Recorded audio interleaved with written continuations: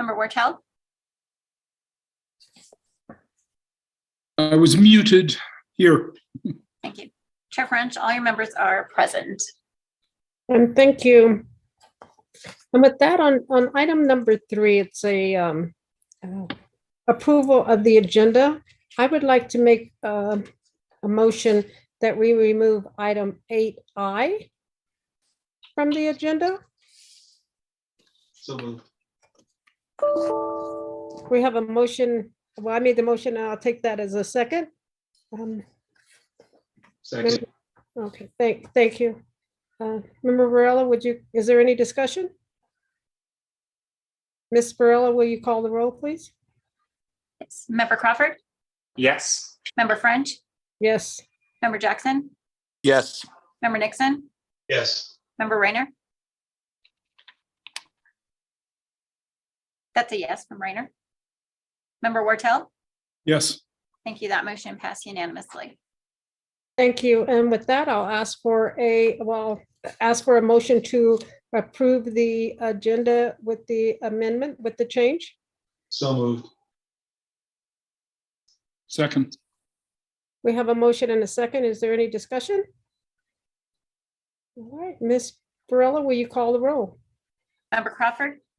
Yes. Member French? Yes. Member Jackson? Yes. Member Nixon? Yes. Member Rayner? Yes. Member Wartell? Yes. Thank you. And that motion passed unanimously. Thank you. And we'll move on to item 4, approval of the consent agenda. These are the cases. Is there any cases that members saw that they would like to pull for further discussion on these cases? If not, then is there a motion to approve the consent agenda? So moved. Second. We have a motion and a second. Is there any discussion? Ms. Varela, will you call the roll? Yes. Member Crawford? Yes. Member French? Yes. Member Jackson? Yes. Member Nixon? Yes. Member Rayner? Yes. Member Wartell? Yes. Thank you. And that motion passed unanimously. Okay, and with that, we'll move on to item 5, cases pulled from the consent agenda. Is there a motion to approve those pulled from the consent agenda? So moved. Is there a second? Second.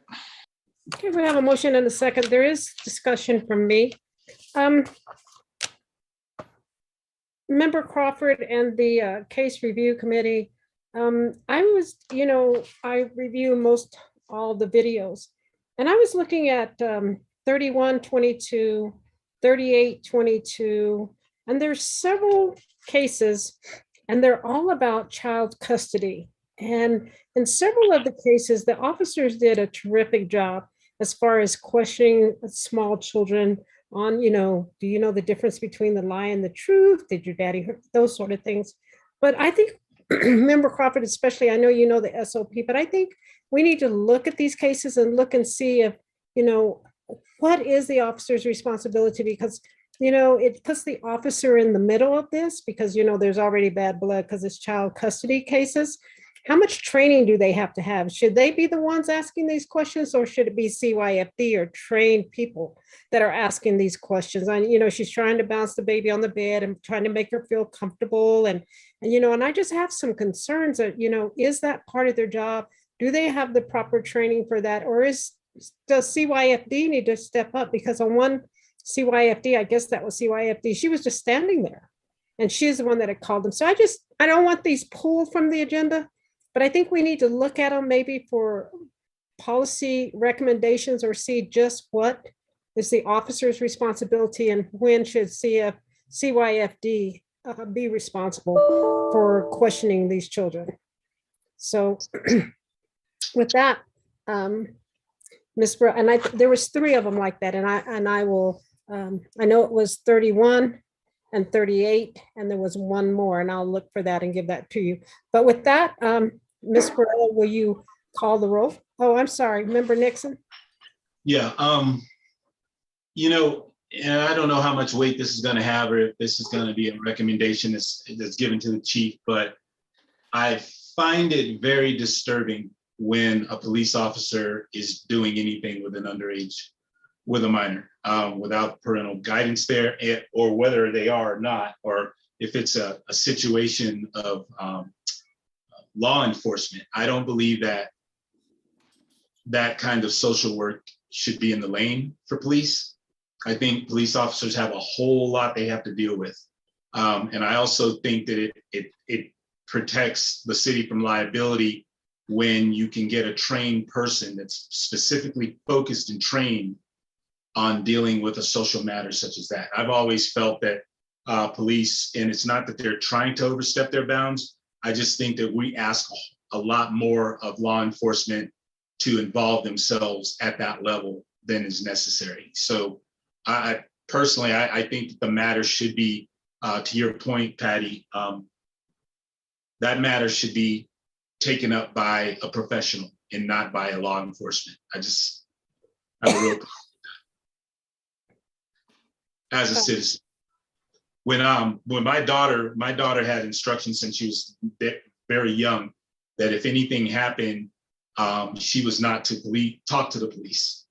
She could say that she wants myself or her attorney to be present, but she was not authorized. Even when she was in high school, she was not authorized to talk to police officers.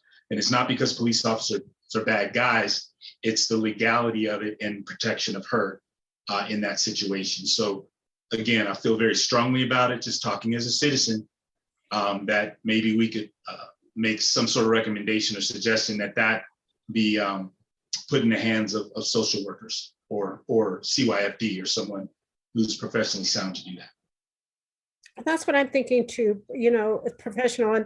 And the sad part about it is then the officer is put in the middle. Well, she wrote the report favoring the mom, or she wrote the report favoring the dad. And it's just, it may be all part of their job, but I just don't see where they are social workers. And like I said, I'm not sure. And that's why I'm asking Member Crawford, let's check the SOP when it comes to, minors, and see if there's something that we can maybe make policy recommendations and to APD. It's unfair to the police officer. Okay, and I also said that we want to bring this up in the case review committee. These are something that we need to review and look at those videos closely and see how much responsibility the officer had to take on these cases. Okay. Yeah, and I'll tell you kind of what I can off the cuff. I've read some of the SOPs related to minors recently, but not all of them.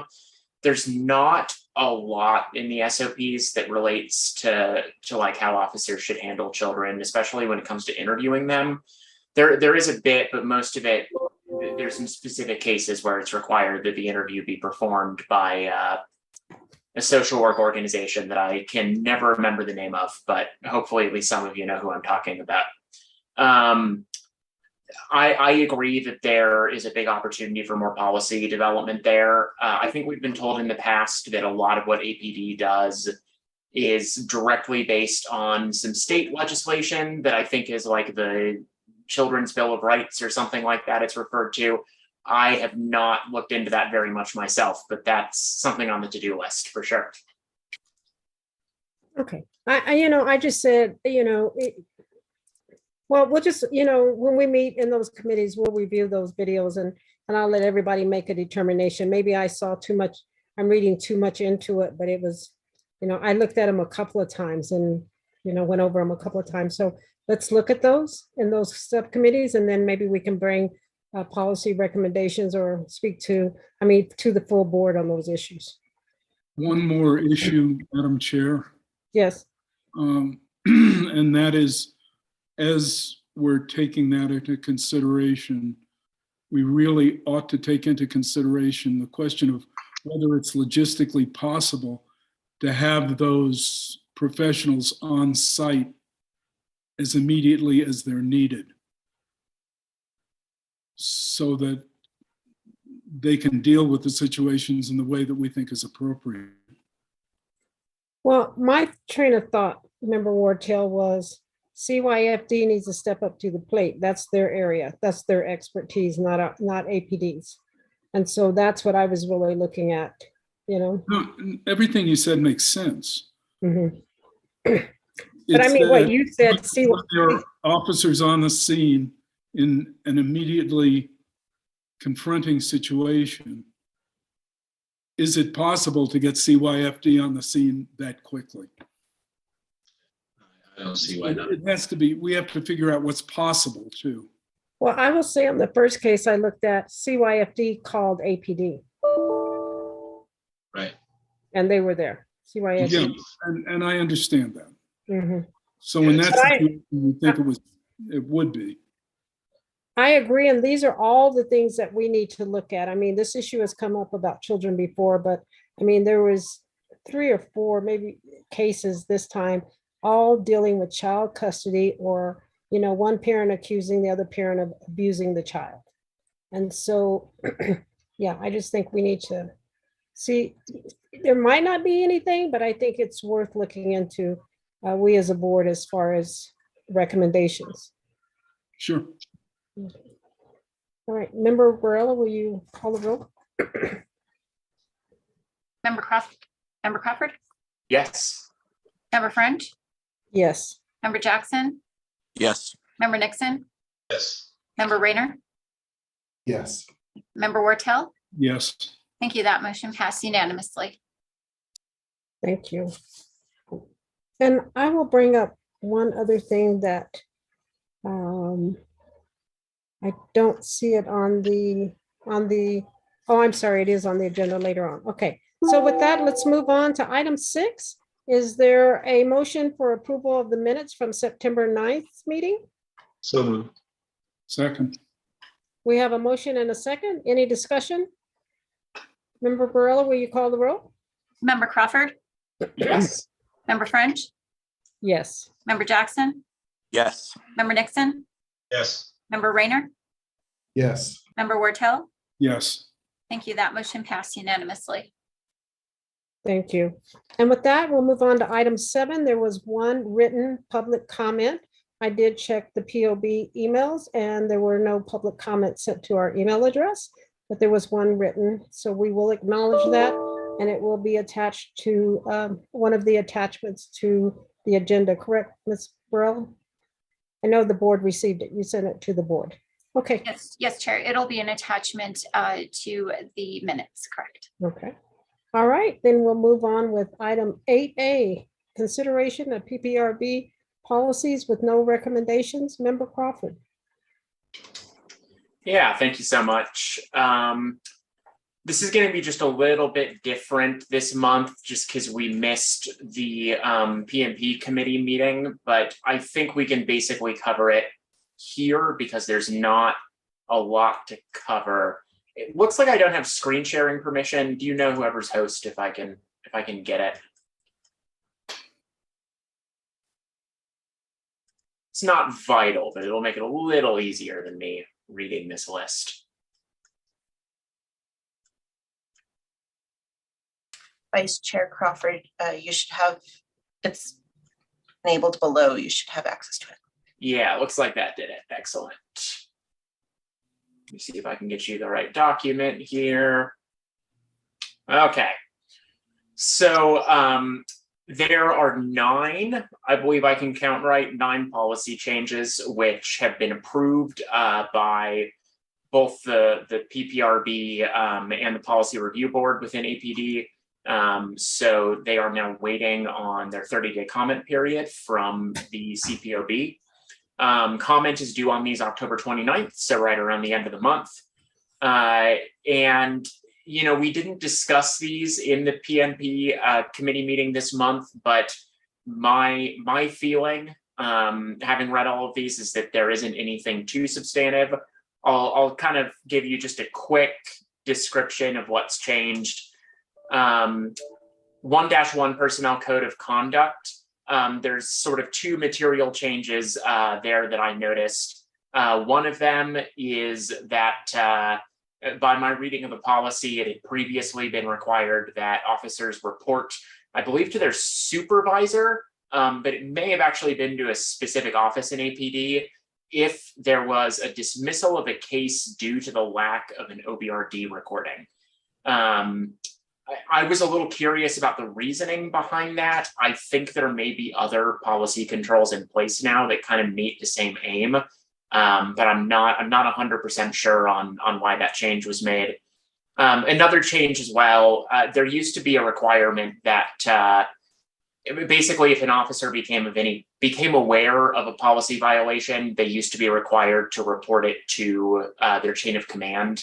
The new version of the policy says that they should report it via a system that Internal Affairs operates, which I suspect was just to make sure that they were keeping track of all of those reports. Other changes, 1-10 peer support program, nothing really material in this. It was mostly just rewording of the policy. There were some changes to how the peer support program board works, but not really significant ones.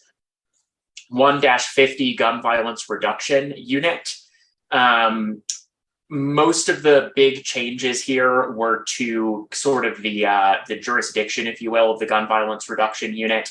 Accidental shootings, if there isn't suspicion of malicious intent, were removed from the role of gun violence reduction unit. And just in general, that section of the policy was kind of expanded and made clearer. I don't think anything big really changed with that rewording. 1-59 impact teams. Before you go on, excuse the interruption. Please define accidental shootings. Accidental shootings. Well, let me see if I can do you one better. And I'm sorry, I'm a little disorganized right now because I'm not working on the computer that I normally am. But if you give me just a minute, I'm going to just pull up that policy and I'll read to you what it says. That'll be more interesting than my vague recollection. Okay.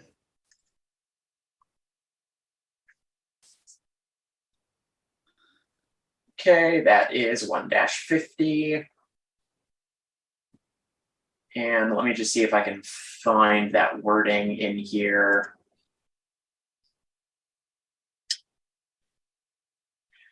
Okay, so here's the change. In 1-50, 1-50-4A1B, if you want to follow along at home, it used to say that, and this is GVRU sworn personnel shall, or in that list of the shalls, it used to say that they should investigate all shootings in which an individual accidentally shot themselves.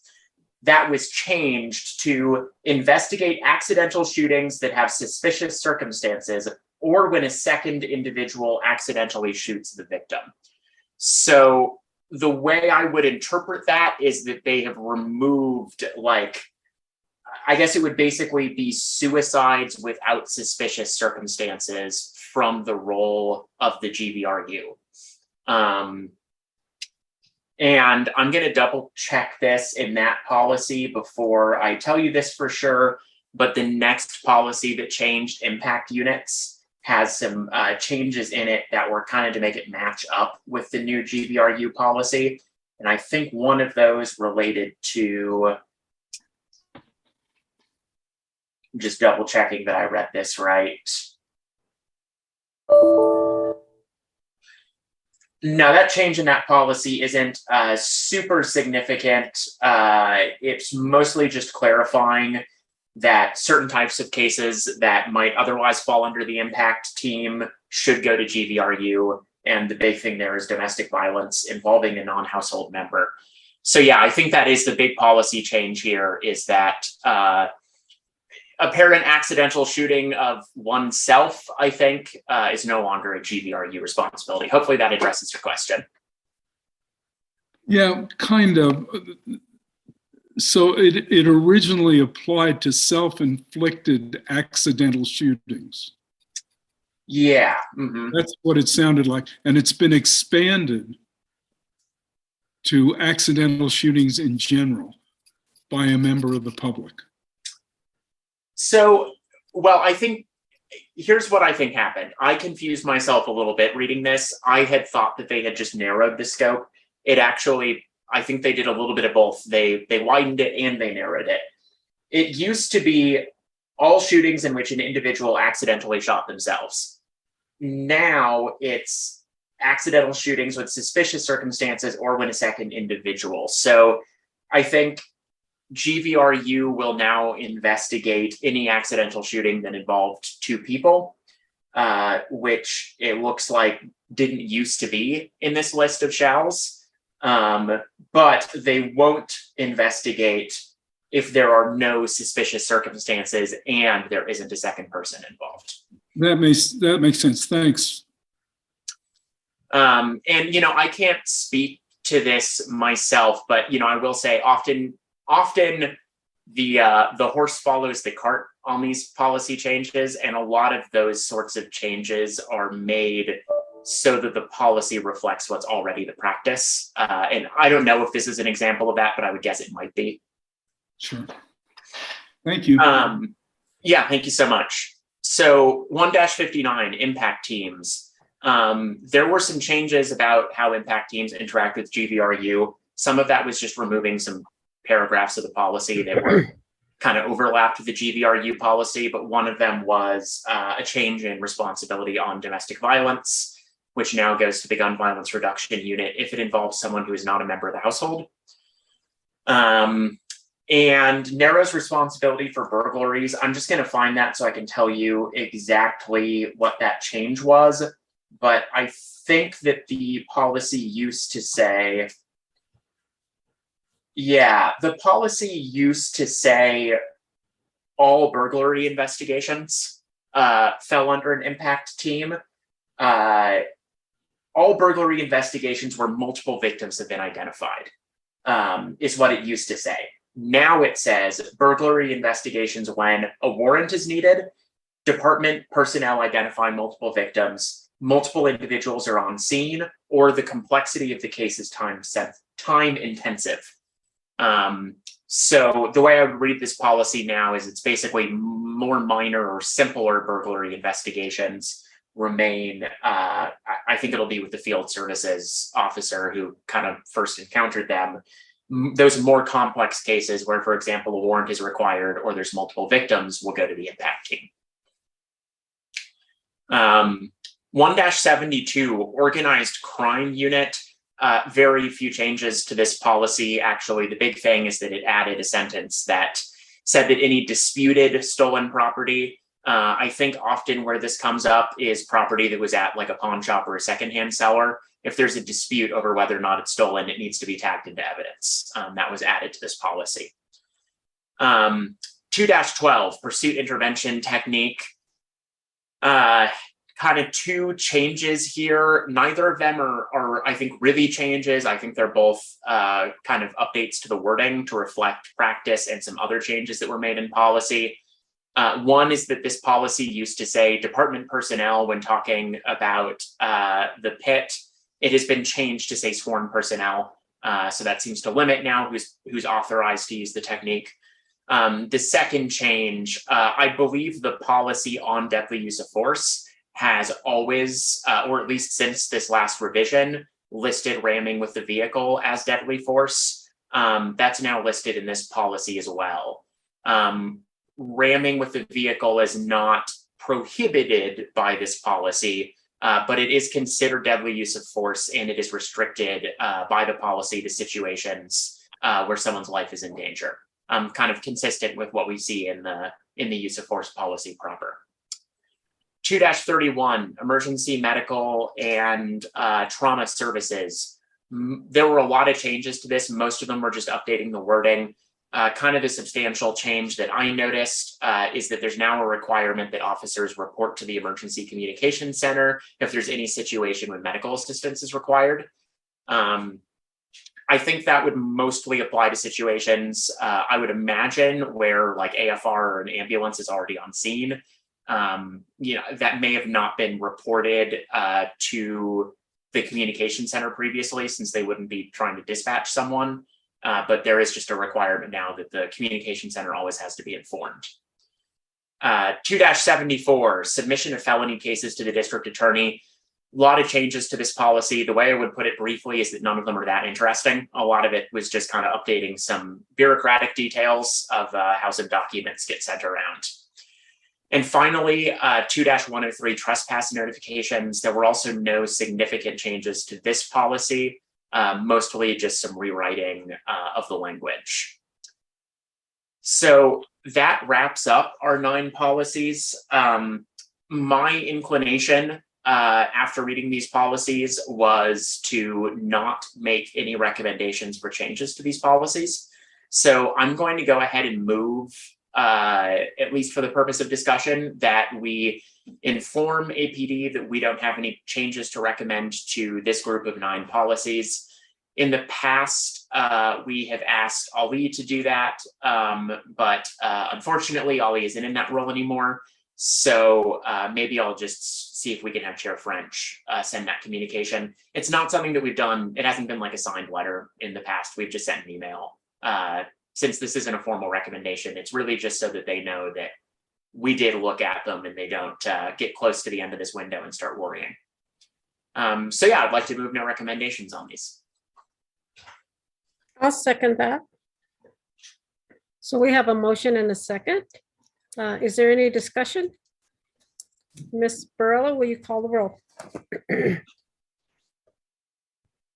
Member Crawford, Yes. Member French, Yes. Member Jackson, Yes. Member Nixon, Yes. Member Rayner, Yes. Member Wartell. Yes. Thank you. That motion passes unanimously. Excellent. Thank you so much. Thank you, Member Crawford. Okay, we'll move on to serious use of force and officer-involved shooting data process. I don't know if there's a whole lot to update, but Member Nixon, will you give us a little update on that process? Yes. So just doing the random checks and also looking into some of the cases, what I'm seeing is that the folders there, the data is that we've asked for, or should I say the case files and everything are there, and it's growing. So there are more being added to it. Just to be clear, the backlog files are being worked as we speak. In other words, it takes time for them to put those in, but I see that they're making progress in putting those backlog files in. So I feel confident that we'll have all of those in. The only downside of it, but my understanding is that it cannot be helped, is that there are 2 subfolders that the redacted, or should I say the backlog files will be in. One is called the CPOAB redacted case file. That's a subfolder for our big folder where we have everything. And we'll have to find some of them in there. However, going forward, what I'm seeing is that the use of force and serious use of force cases that would be redacted cases that would be provided for us are now being populated in one place. So it should make it much easier for us to find that data and find those files. So I guess my report is saying it seems to be working. Thank you very much, Member Nixon. And with that being said, we do have a special meeting this month on the 20th to review some of those cases, but I will be looking to set up more of those special meetings because we need the additional time to review all those cases. But until we have cleared all of those cases that we were waiting on this data to be on one place. So we will be scheduling more, but I will get with the board and see which dates and times work best. And it will be after 5 because we have several employees. Yes. And Patty, does everybody have your spreadsheet with all the backlogs in it? I don't know, but I will be sending the board, I will be sending you the cases. I think you'll get those. I'll be sending you the spreadsheet. I had sent it to the board previously, but I don't know if Member Jackson got it. We're working on that. Okay, I, as a chair, I just want to make sure that we all, are aware that we have, most of our board members are employed. And so we don't want to put something on them that makes it almost, impossible or hours and hours to do. That's all. I know we have certain training we have to take, and I'm not trying to skirt around that. I just want us to all stay aware of those that are employed 40 hours a week and can't spend 6 hours a day doing training. So far, the CASA training, the 24 hours, I think is pretty reasonable. Right. And I would be the first to point out unreasonable training. We have made very little progress yet on the Citizens Police Academy. Is that fair, Councilor Gooch? Yes, I was going to mention, Chair French, Member Wartell, that the CPA list of classes, that is not something that Member Wartell and I have been working on, if you will, on the CASA-related trainings, because it's not CASA mandated, but I have not seen any kind of a reduced list, and that is a separate issue that I know is very important to the board. And I will ask, I know we've tried to work on that, but I'm not,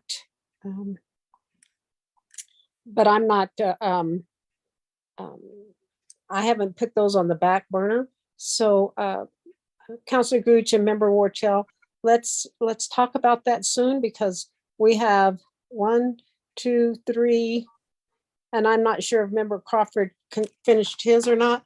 We have 3 members that this is going to impact. So, you know, we need to try to do something as soon as we can. Okay. All right. So let's talk about it next week. Chair French, also, we need to bring it up once again in the meetings with the chief. Okay. And we definitely will. All right. Thank you. And Member Wartell, we're bringing it up. I understand. Yeah. I now remember. Okay, let's move on to the semi-annual report, item E. Ms. Ewing? I believe item E was the draft, oh, sorry, my brain is here. So yes, you all should have received the draft of the semi-annual report. Mr. Abbasi, before leaving us, made sure that he got the draft completed. We are providing it to you now so that you will have time to review and develop questions and vote on it next month. But that link has been provided to you. If any of you haven't seen the link or are having any troubles opening it, please let us know so that we can rectify the situation for you, so that you will be able to review it, so we can have the board can have a productive discussion at the November meeting about this. I stand open for any questions on that issue. Would you please resend that? Absolutely. Thank you. And Deidre, are you talking about the PDF that you sent? There was a link to what should be a PDF that was sent earlier today. It's being shared, it's in ShareBase, but I can absolutely resend that. Okay. I must have grabbed it then. All right. Thank you. Yeah. Absolutely, my pleasure. Okay, thank you. Let's move on to item F, 2023 board meeting schedule. Director Ewing. Chair French, members of the board, you should have as one of the attachments for today's meeting received the prospective 2023 meeting schedule. It's still keeping everything on the second Thursday of the month, starting at 5. The one thing I wanted to note, just for the board's edification, I don't expect that it would cause y'all to change anything. I would note that the April meeting is during Holy Week for Christians. It's Maundy, Thursday. For those of us who are Jewish, it's also the middle of Passover. Again, I don't know that it would change what you guys want to do in terms of the schedule. When major meetings fall on major holidays, it's the sort of thing I like to highlight for people just so they know. And I stand open for questions. Are there any questions? Member Crawford, I just got a call that I have to take. Could you take it from here, please? Yeah, no problem. I can. So our next agenda item, if there aren't any questions there, is If I may remind the chair, the board will still need to vote on adopting the calendar before you move on. excellent. Yeah, let's do that. Do I have a motion to adopt the proposed calendar? So moved. Second. Is there any discussion on that? Ms. Braille, if you could call the roll. Member Crawford, Yes. Member Jackson, Yes. Member Nixon, Yes. Member Reiner, Yes. Member Wartell, Yes. and that motion passed 5-1. Ms. French is not present to vote. Thank you. Thank you. Our next agenda item will be 8G, the CPOA semi-annual audit. That was Chair French. I don't have information about that. Was anyone else here going to speak on that? If not, we can wait for Ms. French to return. Let's defer that item for the moment. CPOA board job, the whole rest of section 8, I'm realizing, is Chair French, unfortunately. Ms. Gooch, you might inform me of whether or not I need to make a motion for this. I'm wondering if we should just move on to agenda item 9 and defer the rest of 8 for later. Vice Chair Crawford, yeah, you can do a motion to defer until Chair French is back, and you can move on to your next agenda items. Sounds good, thank you. So I'd like to move that we defer 8G through K until Chair French can return, and move on to agenda item 9 for the time being. Second. And Ms. Brayla, if you could call the roll. Member Crawford, Yes. Member Jackson, Yes. Member Nixon, Yes. Member Rayner, Yes. Member Wartell. Yes. Thank you. And that motion passed 5-1 with Ms. French not present to vote. Thank you. Thank you. Agenda item 9 will be a review of cases, and the first is 9A, that is 117-22. I don't feel super confident about how we are handling these now that we've kind of reworked the meetings. Is there anyone who'd like to speak about this case before we maybe hear a motion? I don't see anyone. I'll go ahead and move that the board adopt the agency's recommendations for discipline on the sustained case 117-22. So moved. Second. Not hearing any discussion. Ms. Brayla, could you call the roll? Member Crawford, Yes. Member Jackson, Yes. Member Nixon, Yes. Member Rayner, Yes. Member Wartell. Yes. Thank you. And that motion passed on 5-1 with Ms. French not available to vote. Thank you. 9B, case 116-22 was unfounded, not sustained, exonerated, and sustained not based on original complaint. That's almost a bingo of case dispositions, I think. I'd like to move that the board accept the agency's recommended discipline for 116-22. Second. And if there's no discussion, Ms. Brayla, could you call the roll? Member Crawford, Yes. Member French, Chair French, did you hear that motion? I did not. What was the motion? The motion was to accept unfounded, not sustained, exonerated, and sustained not based on original complaint 11622, and to accept the CPOA's recommended discipline. Okay, thank you. Okay, and we're in the middle of a vote. Chair French, Yes. Member Jackson, Yes. Member Nixon, Yes. Member Rayner, Yes. Member Wartell. Yes. Thank you. And that motion passed unanimously. Thank you. If it's agreeable to Chair French, I'll just finish up item 9 and then Please for do. information, Chair French, we just deferred the rest of 8 since most of it's you, so we'll jump back to that after this. Okay, 9C, case 100-22, sustained, exonerated, and unfounded. I'd like to move that the board accept the agency's recommended discipline for 100-22. Second. If there's any discussion, otherwise, Ms. Brayla, could you call the roll? Member Crawford, Yes. I sent it to your phone. mhm. Member French. Yes, yes, Member Jackson, Yes. Member Nixon, Yes. Member Rayner, Yes. Member Wartell. Yes. Thank you. That motion passed unanimously. Okay, Chair French, I'll let you pick up at 8G.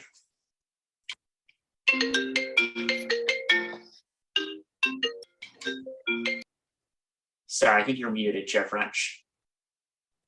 I think our executive directors on G Didn't she say she sent that to us and we'd discuss it at our next meeting? Is that it? Chair French, we're on CPOA semi-annual audit. Gee. Oh, I'm sorry. Yes, okay. On that one, as you guys know, in the ordinance, it says that we would do a semi-annual audit of cases. And so my thought, because we don't have a choice, it's in the ordinance. None of us on the board have the expertise to do an audit of an investigation. And so we had talked about it before. I think we put it in policy and procedures that we would find, we would contract this out semi-annually. And I think we have to do it by January, I do believe, because the ordinance passed in April. And so it's twice a year. So we have to get one done I shouldn't say January, but by the end of the year. And that is, I don't think we have a choice in that. And I certainly don't feel that I have the expertise to do an audit of the investigation. And so I wanted to, I've already talked to our executive director about that, but I just wanted to advise the board that I believe that this is something that we need to have a professional do our semi-annual audits. Is there any discussion on that?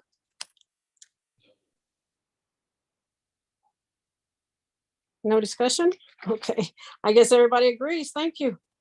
Yeah. Okay, so the CPOA board job description, that is also in the ordinance. I don't think that there was ever, we were given a date of when it had to be done. I will tell you this, that I talked to several people when we went to the NACO, and I was asking them to look at their job description as board members, and I would like to look at that also. I know Member Nixon and Member Rayner worked on this, and I appreciate it. And I think, like they said, it was their first draft, but I believe that it would behoove us. I think it's good, but I think that maybe we should look at other board job description and see if there's anything that we forgot to include or we need, that we need to remove. But this is Member Nixon and Member Rayner's project. So that was my thoughts on it, but I would like to know if they had any more thoughts on it. I don't.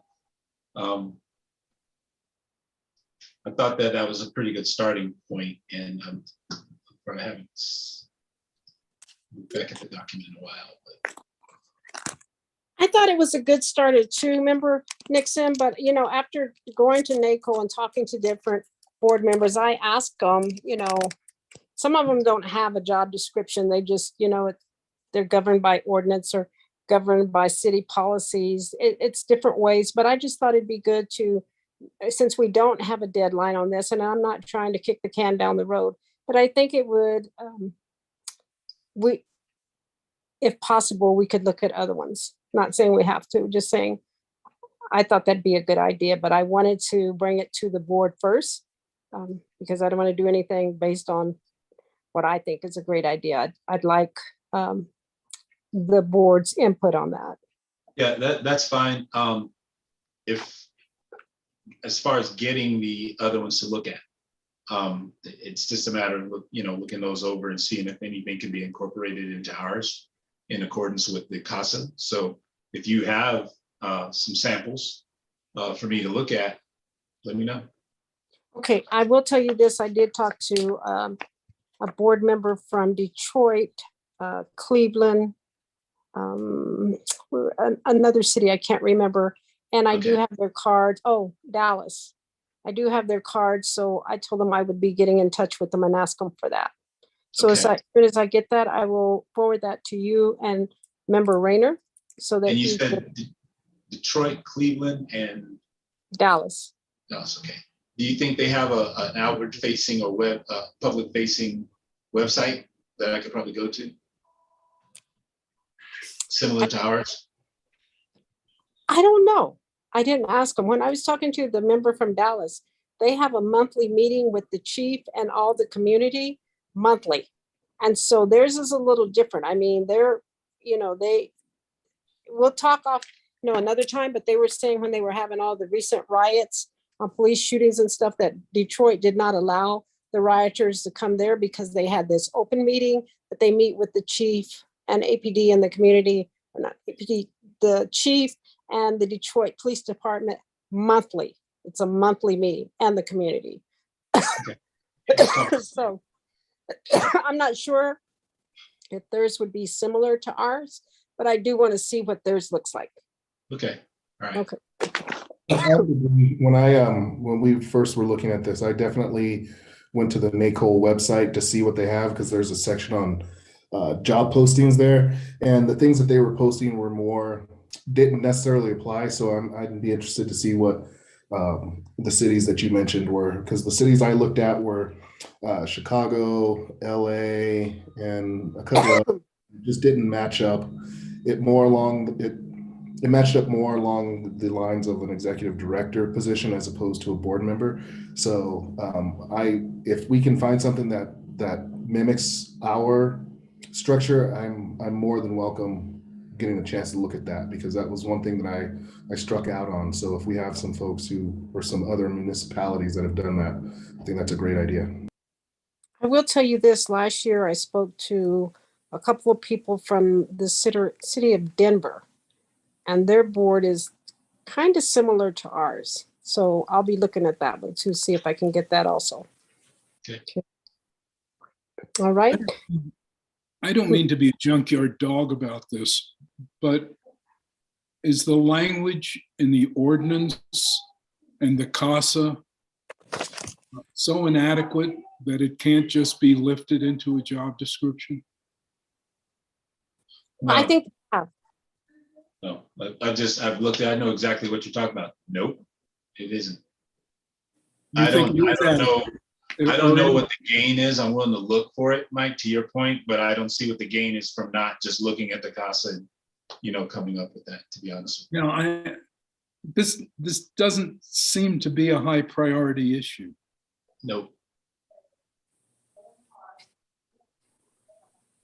no. We don't have a deadline. And like I said, I'm not going to just keep kicking the can down the road, but it's not a hot topic. It's not a priority, but it is something that I do believe we need to get done. But if you mean it's number one on my list, no, it's not, Mike. Member Wartel. No, I didn't assume it was number one on your list, but it also seems to me to be a fairly easy task to just pull the information from what already exists. Just my opinion. Thank you. All right, let's move on to Jay. Recommended changes to the CASA. This is, I think Councilor Gooch said that the city had asked, I guess they're going to make some recommendations to the changes to the CASA. If the board had any recommendation that they would like to recommend and changing the language in the CASA. At first, I said, when they're talking about the board and the agency, they use the same term, that you just have to decide which one they're referring to. Are they referring to the board? Are they referring to the agency? You never know, because even Mr. Giaquinto said, yeah, sometimes we're referring to the board, sometimes we're referring to the agency. And at first I said, well, I want that done, but we've lived with it this long. I think we pretty much interpreted which one, when they're speaking on the board and when they're speaking of the agency. So I don't see that I'm taking my thoughts off the table right now on that issue, and just said we can live with it. And that's the only one that I had thought about that we might want language we might want changed to the CASA. Have any of the rest of you thought of anything you'd like changed? Yes, I would like, based on what I said before about the training issues, I would like the CASA to state that the 24 hours required by the CASA and then the continuing education required by the CASA be the only training that's required for the board. If we can change the CASA that way, that's another way of getting toward what we need to get to. Counselor Gooch, did you hear that? Also, before I ask you to speak on that, I would also like to recommend or say that I would like you to contact city legal and make sure that you and somebody from this board is on their committee if they are recommending any changes that will impact this board in any way. Because I think that we should have some input if city legal is going to make recommendations on the CASA language pertaining to us. And with that, Councilor Gooch, how should we proceed now? Since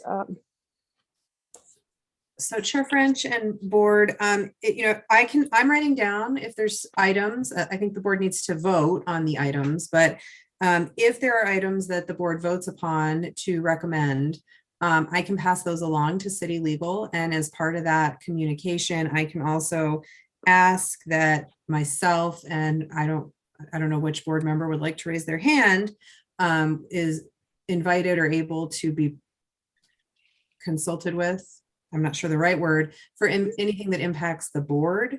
Obviously, they do not have to oblige, but the city administration has been very accommodating and working with the board. So I'm hopeful that it would be something that they would agree to. So I guess, do you guys want to vote on each particular item, or do you want to have them all separate, listed, and then vote as a block? And then secondarily, who would like to be the contact that gets to hang out with me and Director Ewing and anyone else that's doing these CASA amendments? I can do it, but Member Wartell, since this has been your issue from the very beginning, the training, would you like to sit in those meetings? Sure, I'd be glad to. Okay. With that, Tina, I'm not sure which ones you're saying we can make a list. I believe there was only one recommendation that we need to vote on, and that is the 24-hour training be enough. And that would, let me get this straight with you, Member Wartell. That would eliminate the CPA, the Citizen Police Academy, right? Or would it not? Exactly. Okay. I believe did you hear anything else, Tina? No, Chair French, I just wasn't sure if the rest of the board had any other input yet. I okay. It might. The board has already voted on that, just not in that form. Because if you remember, I don't know, 3 or 4 meetings ago. Yes, we did. But yes, but I think this is another way of getting at the problem. Yes, and this is way we can say the board has voted on this twice. So it's very much something that we want to see. So I'll make a motion that we ask Tina to write up the language. I recommend to city legal that the CASA states that the 24-hour training is all that's required of the CPOA board. Second. Member Nixon. I just second. Oh, okay. I couldn't hear. I didn't hear. I'm sorry. Chair French, friendly amendment that also the annual training is also included, not just the 24 initial training. Yes, I agree. Thank you. Friendly amendment. And with that, is there any more discussion? Member Barella, will you call the roll? Chair Crawford, Member Crawford, Yes. Member French, Yes. Member Jackson, Yes. Member Nixon, Yes. Member Rayner, Yes. Member Wartell. Yes. Thank you. That motion passed unanimously. Thank you. And on item K, I don't have any updates. I've had a rough week, and so I can't think of anything right now. So Is there any updates that any of the other board members would like to make? All right, then we'll move on to item X, 10, I'm sorry, 10. And that is non-concurrence.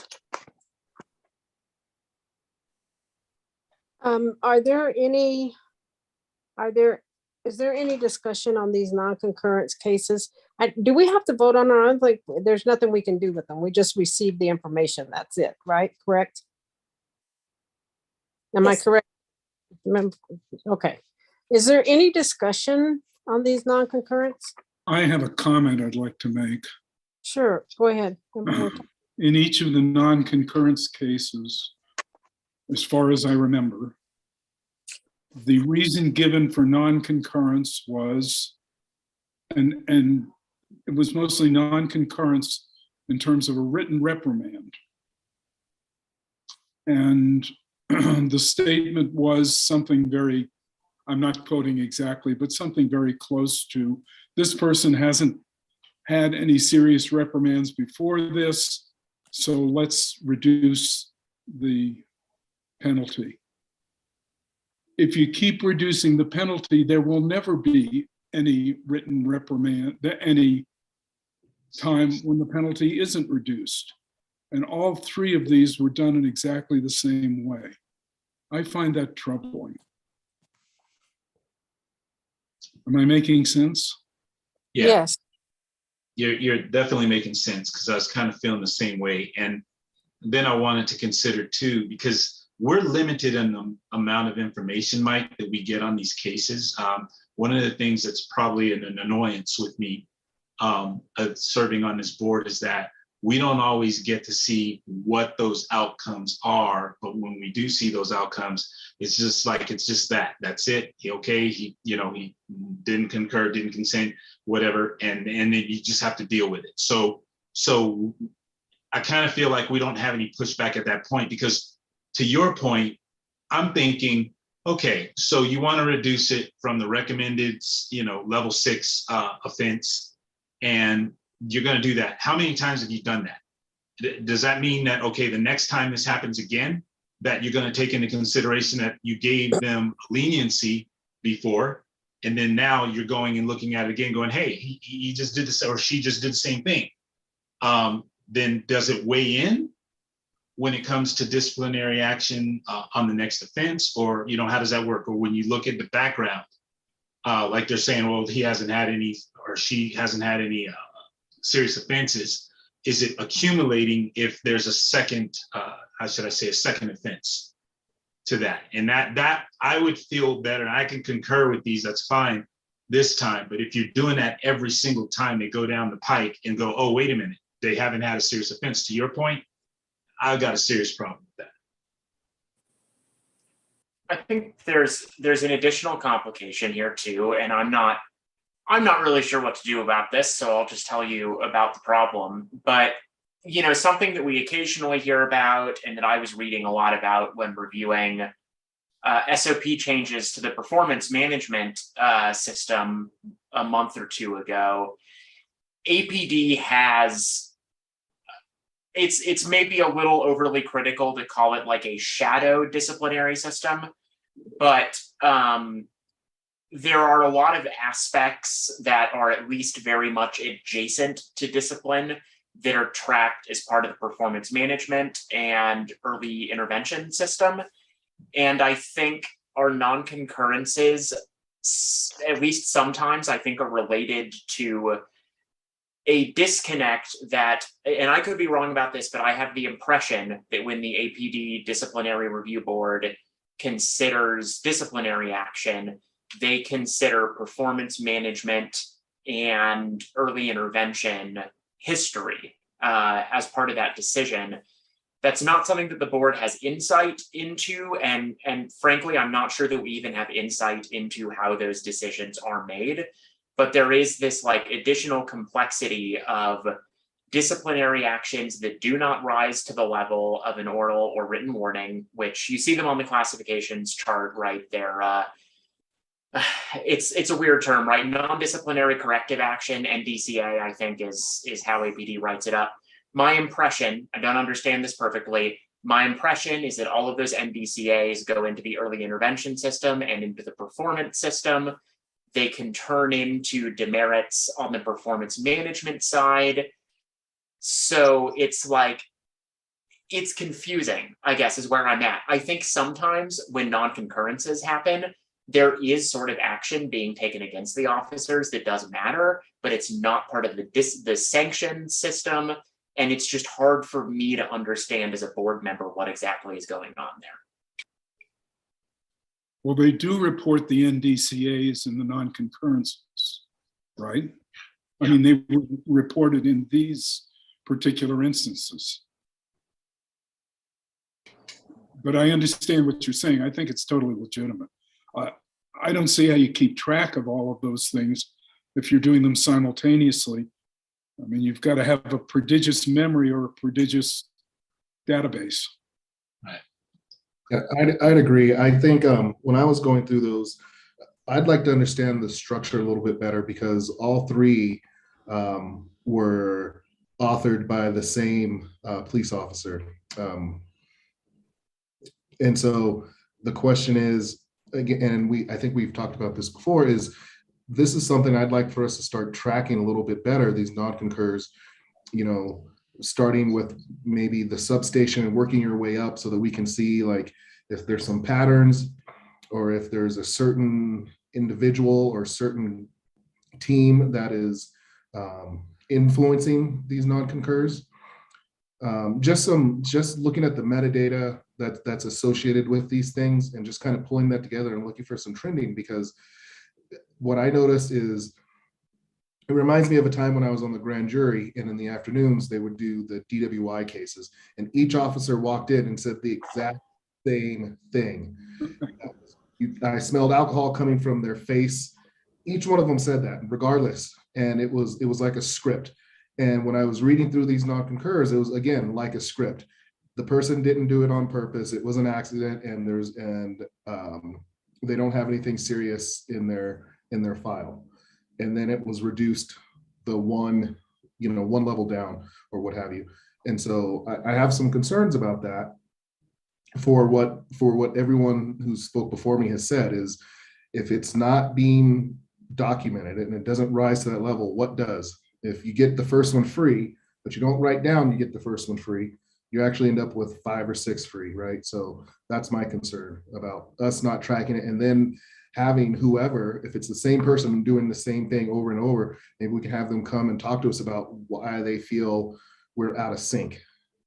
But at some point, we need to understand these non-concurs, I think, really well, so that we can better understand where the police department is coming on these. Agreed. I agree. I think what I would like to see us track also, or somebody track, is on all the non-concurrents, the reason. I mean, all the ones where it was reduced because of, like you said, that, or reduced. What's the reason it was reduced? I think that's something that we should look at too. How many times did it come in there? And is it only, certain officers? Do others that we go through that we recommend discipline, do they go straight through, regardless of whether it's their first or not? Those are the type of things that I think we need to look at. And, there's a reason why we get them. The DOJ said they get all of them. They review all of them. So there's some valid information in these non-concurrents. As we say, we don't have a say-so, but I do think, and I'll be talking to Executive Director Ewing about exactly what we can track and how, because there has to be some valid information in here. And like you said, what is the trend? Is it only certain officers that get that, or do they all get that? And if they all aren't treated the same, why is that? Is it favoritism? What is it? Use the template. Yeah. Yeah, because there's what I'd like to know, what I saw, like I said earlier in this one, is the same person who non-concurred all 3 times. And two of the 3, it was taking of somebody's personal property, and then the individual had to make an effort to get their stuff back, and then it was just like, oh, sorry, it fell between the cracks in the chair, in the seat, in the car, and it's just been sitting there for a couple of days. Well, maybe somebody doesn't want to have to go all the way to the substation, or cars impounded. There's lots of reasons why you are making it a little bit more burdensome, at least in these 3 cases. These small kinds of things are the things that kind of whittle away people's confidence in the police. Like, if you take my bill of sale to my vehicle and I got to go chase you down to get it, that person's not going to be happy, right? And so it's these things. I think there's a lot of really good information in these non-concurs that we can mine to better represent why the public is upset, or why these things are important in our mind as the board to have a written reprimand, because it may not seem like a big deal to you, but if you've got to go across town to get your bill of sale for your vehicle, that's some time. It could take some time to do that, and you shouldn't have to. To your point, Rashad, it's kind of a double slap in the face. And I think it's really shows arrogance on behalf of APD, that not with just the discipline, but can you imagine not only did you keep my bill of sale, but now, like you're saying, I got to go and find it. I got to go and get it. Instead of the officer saying, no, stay right there. It was my bad. I'll go ahead and deliver it to you. Or, I'll have the next shift. It will deliver this to you. You literally have to go and hunt them down and get it, or meet them at the substation to get it. That's pathetic. That is being a tax-paying citizen. That would piss me right off, because it's not fair. It's your mistake. So if it's your mistake, make up for it. Go ahead and, I know it's going to be a little bit of gas you got to use, but go ahead and drop it off in my house. That way, no harm, no foul. I can deal with that. I can understand that mistake, because you're trying to make it right, as opposed to, well, yeah, it slipped between the cracks. And by the way, we're not going to do non-disciplinary, corrective action on this. And so, oh, by the way, Mr. Nixon, you got to now go and get your document that I basically lost for you. It's, right. I'm just thinking of it from a logical standpoint, Rashad. Yeah. I agree. I don't think that the officers did it on purpose, but at the same time, this is not the level that doesn't meet the level for a written reprimand. What is the bare minimum? If taking somebody's property, and who knows how many times you have to go back, because if they didn't leave it with the guy up front, the officer, how many times you got to go back, Right.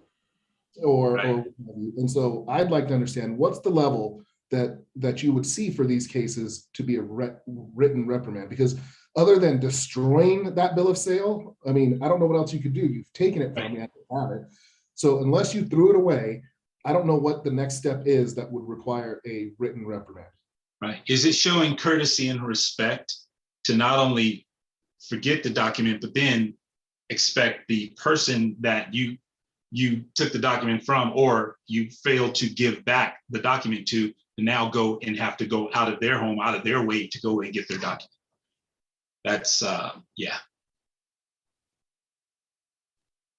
So yeah, I'd like to figure out a way that we could maybe a small group to figure out what type of metrics we can glean from these non-concurrence. I've thought of a few things. I've thought about it off and on, but just kind of some few things that we could at least track at our level, because to Mike's point, if you don't have a database tracking these things that aren't reaching the written reprimand level, where is it going? And it sounds like it's a no harm, no foul on the officer side, whereas the foul is been committed against the public. So, that's my 2 cents. Agreed. At some point, it strikes me, and I'm not exactly sure what the job description is, but there is language either in the ordinance or the CASA, and it may be both, about the agency providing trend analysis. Is that going to be a requirement in the replacement for Ali? Or is that in a job description for a different person? It's in the job description of the executive director to report trends in the ordinance, but it doesn't specify which ones. But yes, I would think that But isn't there, Director Ewing, I It doesn't have to specify which one, Mike. If we request a trend like you'd like to see, and I'll be honest with you, some of the training officers and officers giving reports have been excellent about that. But I've been able to ask questions about data, and next meeting we've had that. So I think that this is well within scope to ask for. well, is it the police department or is it CPOA that's responsible? That, I think that's the question I'm asking. Maybe I'm not asking it very well. Director Ewing. The police department has, you're exactly right, Eric. The police department has done a great job in trend analysis, but we haven't really talked about, or pardon me, presenting trends, but we haven't really talked about trends in disciplinary matters. But you know what, Mike, to that point, as a database analyst and administrator, I always err on the side of the system of record. Since the system of record actually sits with APD, I would have to err and say that I think that APD would be responsible for that. So if I'm going to ask, I understand that point of view. That makes sense. Yeah. So what I would really love to see sometime, which is I think related to what I was complaining about and related to this topic, I think it might be really valuable to see if we could have someone from APD present, and maybe the training with IIFD will cover some of this on exactly the process that's followed on reviewing discipline. I know I learned like a big new thing about how APD actually administers discipline like 2 months ago, trying to understand some of the non-concurrence letters. And I have read at this point, I think all of the SOPs on discipline and performance management. But man, number one, reading those SOPs, it is hard to put it together into how it actually works. And number two, without being too accusatory, I don't think the policy is correct. I think that the actual process in APD differs from the policy in at least a couple ways that I've noticed. So I would love to hear from, I guess, someone who actually does it, how it's happening. Sure. When I heard you talk, Jesse, what popped into my head was there seems to be two different systems, one for discipline and one for performance review, and that one is a little bit more fine-tuned, and so you get less of a raise, or maybe your promotion is delayed or something, and then but then once you rise to a certain level, then it becomes a discipline issue. And it sounds like those two things aren't necessarily talking with one another, whereas you would hope that, let's say, what we have here are these non-concurs, and maybe it's just and right that a written reprimand wasn't necessarily needed, and so it gets reduced. As long as that is tracked and that is used in the very next time something happens, if it does happen with the same officer, but it's still a part of their record, then I'm okay with that. But I'm afraid that's not what happens. I think that it goes into that performance area as opposed to the discipline area. And if those two things are not talking, you can be getting average performance reviews, which over the long term, maybe that's an issue, right? How many times do you want your officer to be taking things and not giving them back and having these, whatever the gamut is. If those two are talking, then I think we have an issue. I'll give you this bit of opinion, right, on the matter. Even if we kind of assume the very best case that a lot of this more minor stuff is being aggressively addressed through the performance system, the fact that this is confusing, and I think there is either a lack of transparency or at least a lack of like understanding of the process there, really erodes the public trust, right? Because to us in the world, it looks like APD is saying it's your first time, so it doesn't matter, which means there will never be a first time. I don't think that's actually what's happening. But like, we need to be able to tell what's going on there. Agreed, absolutely.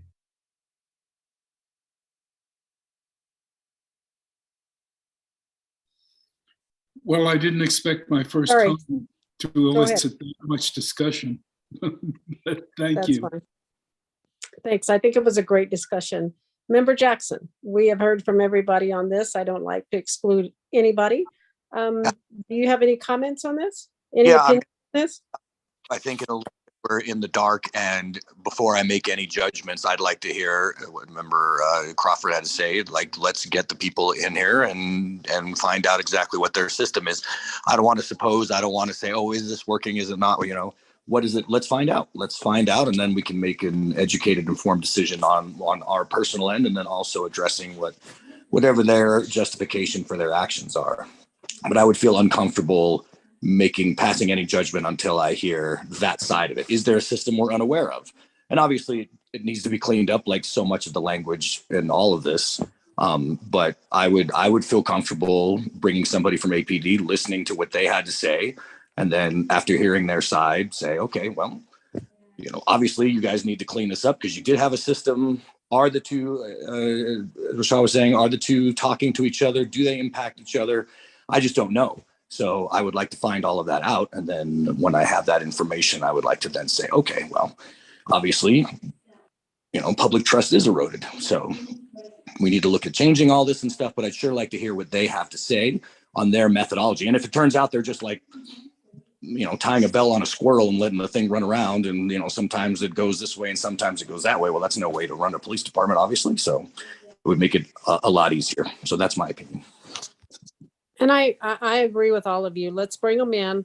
Let's let them walk us through their process, their procedure on this, and how they evaluate it.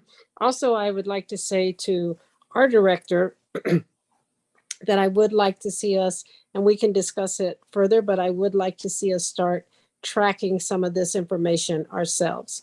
I'm not sure how or what exactly we're going to track, but I know I do want to track how many of them, this is their first offense and they dismissed it. You know, how many that it does, the code of sanction, it is a written reprimand, but we feel like we're going to give him a pass this time. We're just going to give him an oral reprimand or a slap on the hand. So those are the type of things that I think that on the non-concurrence, because if the agency says, we found a policy violation, your officer violated something, we're recommending some kind of discipline, or we're recommending according to the code of sanctions in the SOP, and you come back and say, well, yeah, we agree a violation did occur, but we're not going to do anything about it. So those are the type of things that I would like to see us start tracking on those cases. Understood. Okay. But I have a question. Deidre, Yes. Does the agency track internally their own, what statistics are you guys tracking against your reports? Do you have any internal metrics that you're looking at? Most of the statistics that we track that I'm aware of and understand are the statistics that were reported on, that get reported on in the semi-annual report. There may be other statistics that I'm not thinking of because I'm not a data analyst, but especially when we get a new data analyst on, that's certainly something we can figure out how to track effectively for the board. Because I want to be sure it's proper data analysis and not just me, who last took a math class in the 90s, going, golly gee willikers, I think there might be something here. So I hope that answers your question. Yes, it does. And I have the link for the annual report, so I'll take a look at that. Well, I put in the request to get access, but I'll take a look at that and see what those are, because it'd be nice to know, at least on our end, how in sync we are with the police department outside of, you know, what their reasoning is. But if we are vastly if we're recommending things that are vastly different than what they're doing, which I don't think is the case based off of, you can kind of tell when we look at the agenda, it seems like we're for the most part synced up, but it would be nice to know, we're way off base or we're pretty close or what have you. I think those kinds of things are important to know. What I can tell you just from my experience with this part of the process is that when there's a point where we're recommending discipline, there's a disciplinary range assigned to any type of violation. And where that range is depends on what the person's history looks like in their tracking database. And we generally make the recommendation at the presumptive disciplinary level. And then they adjust per what they believe are aggravating or mitigating factors. Again, I think you guys are right that APD will probably have more information about how they come to those decisions. But that is, I can tell you what I know. And they do seem to track even when there's a non-disciplinary corrective action. That does seem to get tracked. So just so you guys know that as well. Thank you. And I'll make this quick so we can move on. I would like our meetings at least to be over by 7 or close to 7.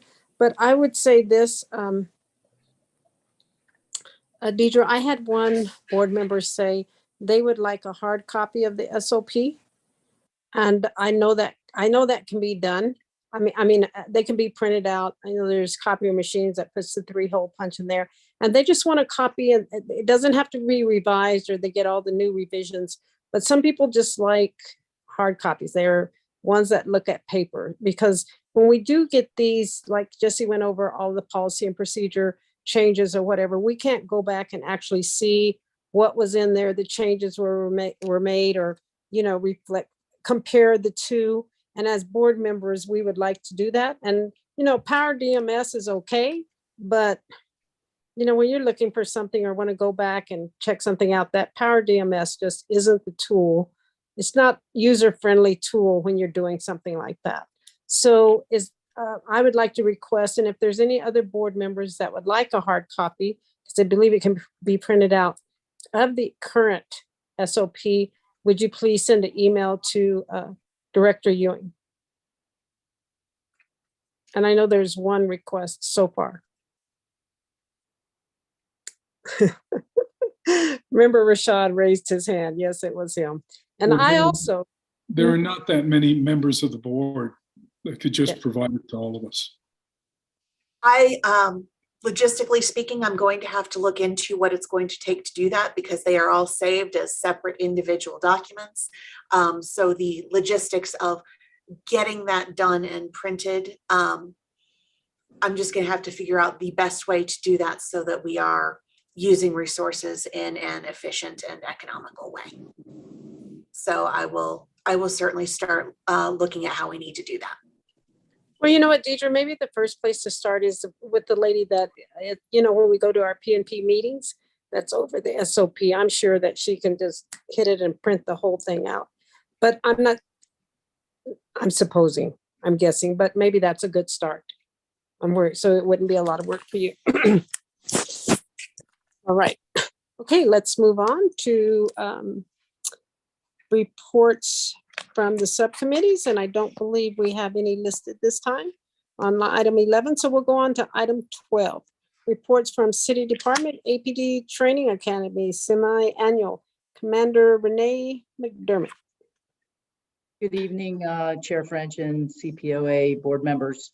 I'm going to go over from the advanced training aspect. So far this year, the section has completed the annual training cycle and is preparing the training for the 2023 calendar year.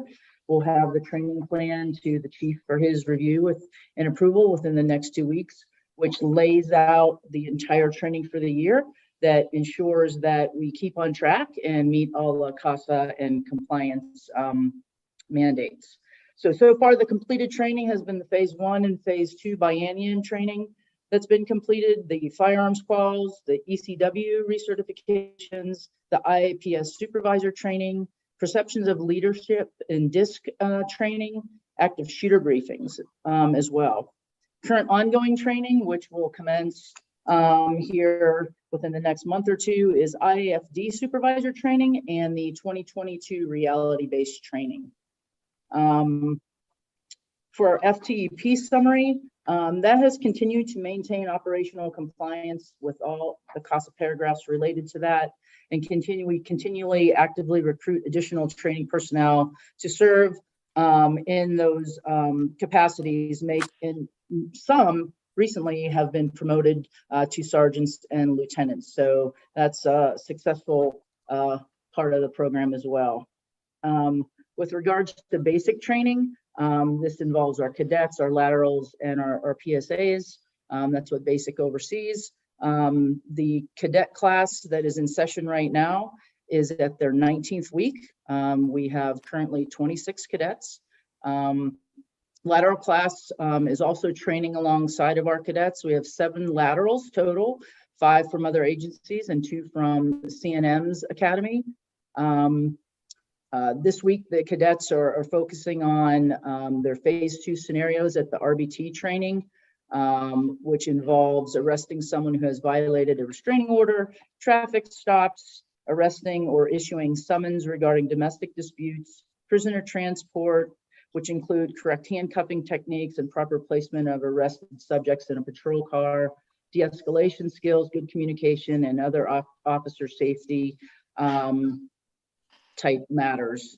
So that is regarding the basic and the laterals. Currently, again, prior to my arrival over a year ago, backgrounds and recruiting was moved from the academy. I now have them back. So with the PSA classes, we'll have our 43rd PSA class starting on November 7th. We anticipate between 10 and 13 for the start of that class. And for the 127th cadet class, so currently we're in the 126th. For the 127th cadet class, that is scheduled to start December 19th. We have 56 in the background process thus far. 19 have passed chief's selection. And last testing for the 127th will be on November 5th. As you saw in the paper, retention pay for officers with 19 years and beyond will include $1,500 per month and full medical benefits. Where that was an article, I believe that was in the paper last week, where our background and recruiting are also implementing an accelerated hire program. This program will allow the background unit to offer temporary employment within 2 weeks of testing while background is completed. So having folks go in a civilian capacity and serve as a civilian capacity until they pass polygraph and criminal history checks are conducted and other gate posts that they have to pass and get through. Our sign-on bonuses extended through January 2023, 10,000 still for cadets, 15,000 for laterals, and 1,500 for PSAs.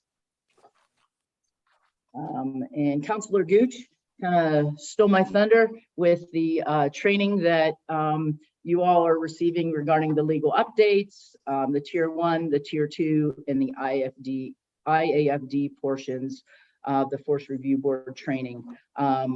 And all of those, I believe, correct me if I'm wrong, are in Power DMS for your leisure and for your convenience. If not, let me know if anybody's having trouble with that, and I'll get Dr. Haney to fix that for you. And with regards, this wasn't part of my my presentation, but since you brought up CPA and the list of CPA courses, I can work on those list of classes for you all. We can get look at what type of scheduling we can work out and an explanation of how we can help you receive and accept the trainings. That's something I will have ready for DC Low per Chair French. When you decide to have your meeting with her and some of the other board members, I can provide that to her for your meeting. And that's all I have, pending any questions. I believe it's the third Tuesday of every month that we Okay. have. Okay, So it'll be next week? yes. All right. I can't promise I'll get it for you next week, but maybe the next month. Is that fair? Is it it might be the third Thursday. Let me get back with you, okay? Oh, yes, ma'am. Yes, Okay. Chair French. Thank you. Okay, I have it on my calendar, but I don't have access to it right now. I had a couple of questions. Sure. When you said there was a couple of people from CNM Academy, is APD not using their academy totally? Did they start back to having their own cadet classes? I thought CNM was taking that process. We do. We are in currently, there was an MOU that was signed again prior to my arrival where we, APD, the fall semester of CNM, Ray Fritz is the director of that academy there, prior APD. We send cadets as laterals who are laterals to CNM. They go through that training, and then at the finish of that 10-week course, they enter into the training with our APD cadets to learn, our CASA mandated use of force and take the LEOC with them. So it's it's like a feeder program, essentially. Okay. So we're not, it's a supplement to what we host at APD, basically, is probably the simplest way I can explain it. Okay, and then I have one other question. When you say they pass their background or whatever, and when they pass a certain amount, you just bring them in as civilian employees until everything else is done. What are they doing? What are they doing? Could be doing to answer your question without misspeaking, I don't know. That's a new program that they are implementing. So prior to misspeaking, I would rather not say anything for fear of being wrong. And then, so I can update you at another time with that once I know. But it's basically getting folks in the door that are interested in either becoming a PSA or a police officer. Getting them interested is the first step of the process, right? So getting them hired, getting them on board with us, and then having them work in various jobs, whatever that may be at the moment, until they have processed through the entire background. Then they're able to go maybe stay as a civilian if they like that better, or enter into the Cadet Academy, the PSA Academy. Okay, no, it was something new, ma'am. No, it was just out of curiosity, because I remember back in the day, they used to send them to records or whatever, while they get through that. But it was just curiosity. I don't need to know. That's okay. all. Okay. Thank you. You're all welcome. Right. Are there any other questions? Yes, I had a question, and forgive me, I'm going to stumble through this as I'm asking it, and so hopefully you can help me out with this. But is there any training? So I understand that there's training for de-escalation, and so when I think about that, I think about de-escalating the situation. Is there any training that the officers go through that helps them understand their own internal de-escalation? So the word that keeps popping in my head is mindfulness, but that's not exactly what I'm thinking of. But is there any training to help officers recognize that they're starting to be getting close to a burnout phase, or feeling themselves in whether it's being able to recognize their own emotional state, right? Right. Is there anything to help them with that sort of thing? Not just, de-escalating the situation with the person in front of them, but is there anything that says, I've woken up 4 times this week and just been upset? I'm hoping like I'm put enough clues here to kind of help get across what I'm asking. It's just for my own education. Is there anything that helps the officer understand where they are personally? Absolutely. I mean, there is, per se, all the training that I've explained, there's nothing in that form and context. However, there is the city's wellness and resiliency, programs that are offered. There are recommendations to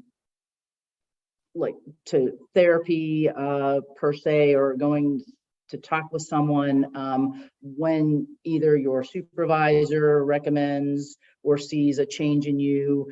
a coworker sees a change in you, an officer, or yourself as an officer, you see a change in yourself, or someone from your family member. The city offers those services for officers, all employees, and I believe family members as well who could be impacted. So while we go through the de-escalation training though, and I can't regurgitate all the steps that an officer uses in trying to go through the different steps of recognizing, pausing, allowing someone to talk. I know this is going off in a different direction, but since you mentioned de-escalation that officers use, they do also get trained on a process for when they're dealing with person in the community, subject, whatever situation they're in that they have to execute the de-escalation.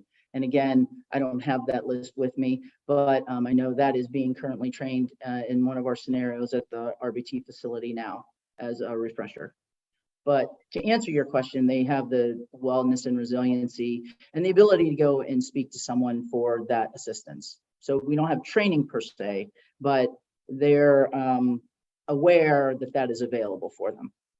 I can actually do that too. I teach the mindfulness there that very specifically does self with the wellness people, that very specifically focuses on mindfulness of self, mindfulness of others, de-escalating fellow officers, de-escalating yourself, and then meditative practices to use every single day to kind of get back to that. So they do the training. I know it well because I teach it. Thank you, Chair Jackson, or Member Jackson. I appreciate that. No worries, just clarified. So just one more question. So it's not mandatory, or is it mandatory? And if it is mandatory, is it just at the beginning? So, or is it part of the reoccurring training? Or is it just services that are offered and you have to refer yourself, or you have to get permission? Or I'm just trying to understand how that portion, which is thank you, Greg, for what you were saying. The de-escalation of self and understanding one's own self. Yeah, so it is in their initial basic training, as Member Jackson described, and then after that, it is wellness and resiliency based on your own self-awareness, those around you that work with you, looking out for one another, and referrals either from management and or self-referral. Thank you. I appreciate that. You're welcome. Are there any other questions? All right. Thank you, Commander McDermott. We appreciate that. And let's move on to the Shot Spotter program briefing by Deputy Commander Mark Torres. Yes, ma'am, I'm here. Oh. Am I able to share my screen?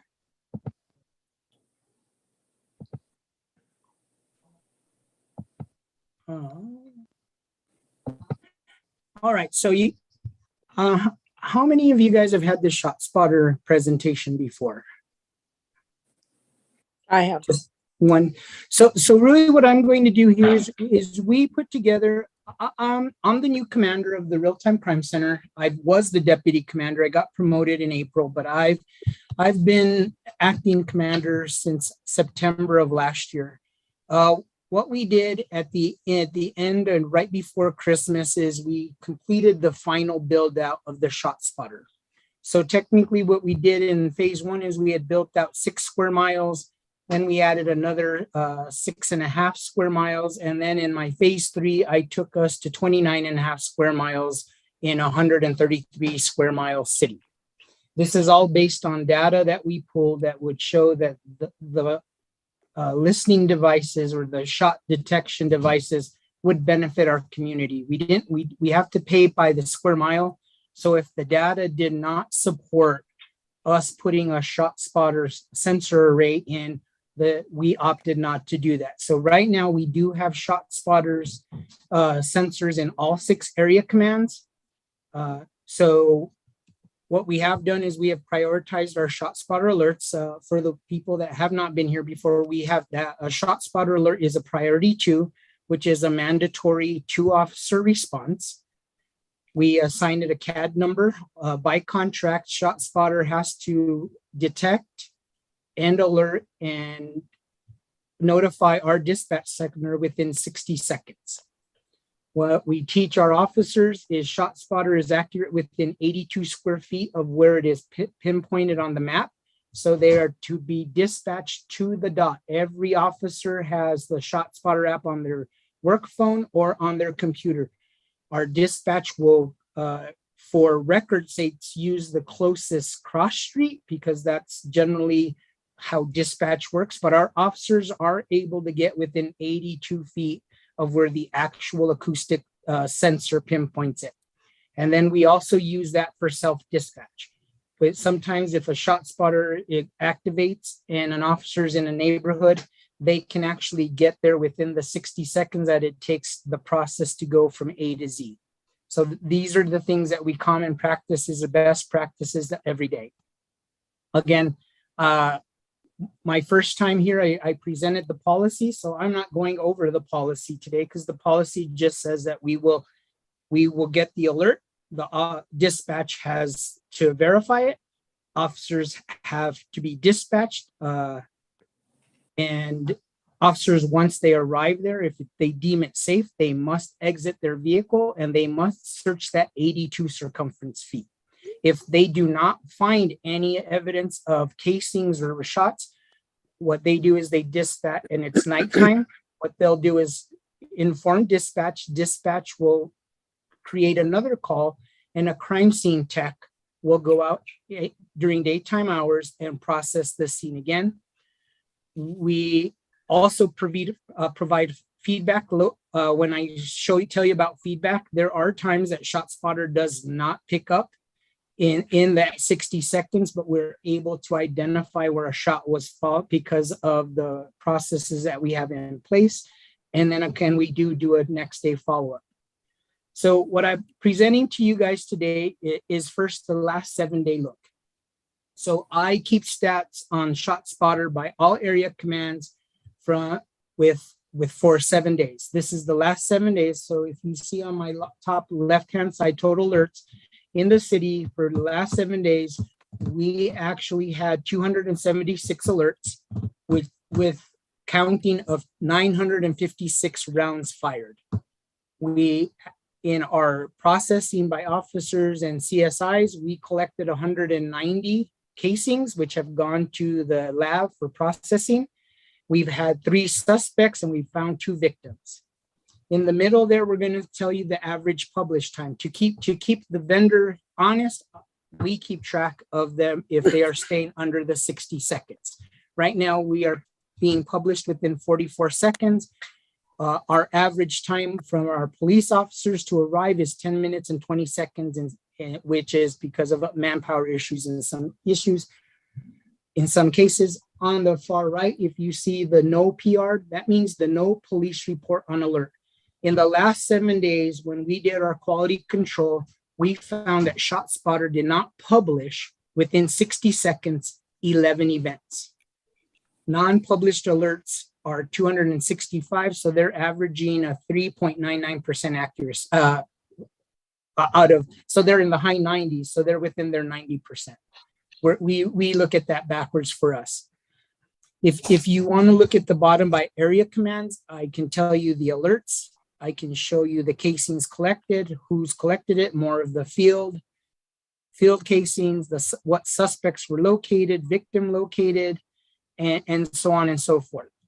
So this is just the 7-day look of our ShotSpotter. This one is going to be our year-to-date. When I took over ShotSpotter in November, we did not have a method that had been refined. So that was one of my first priorities.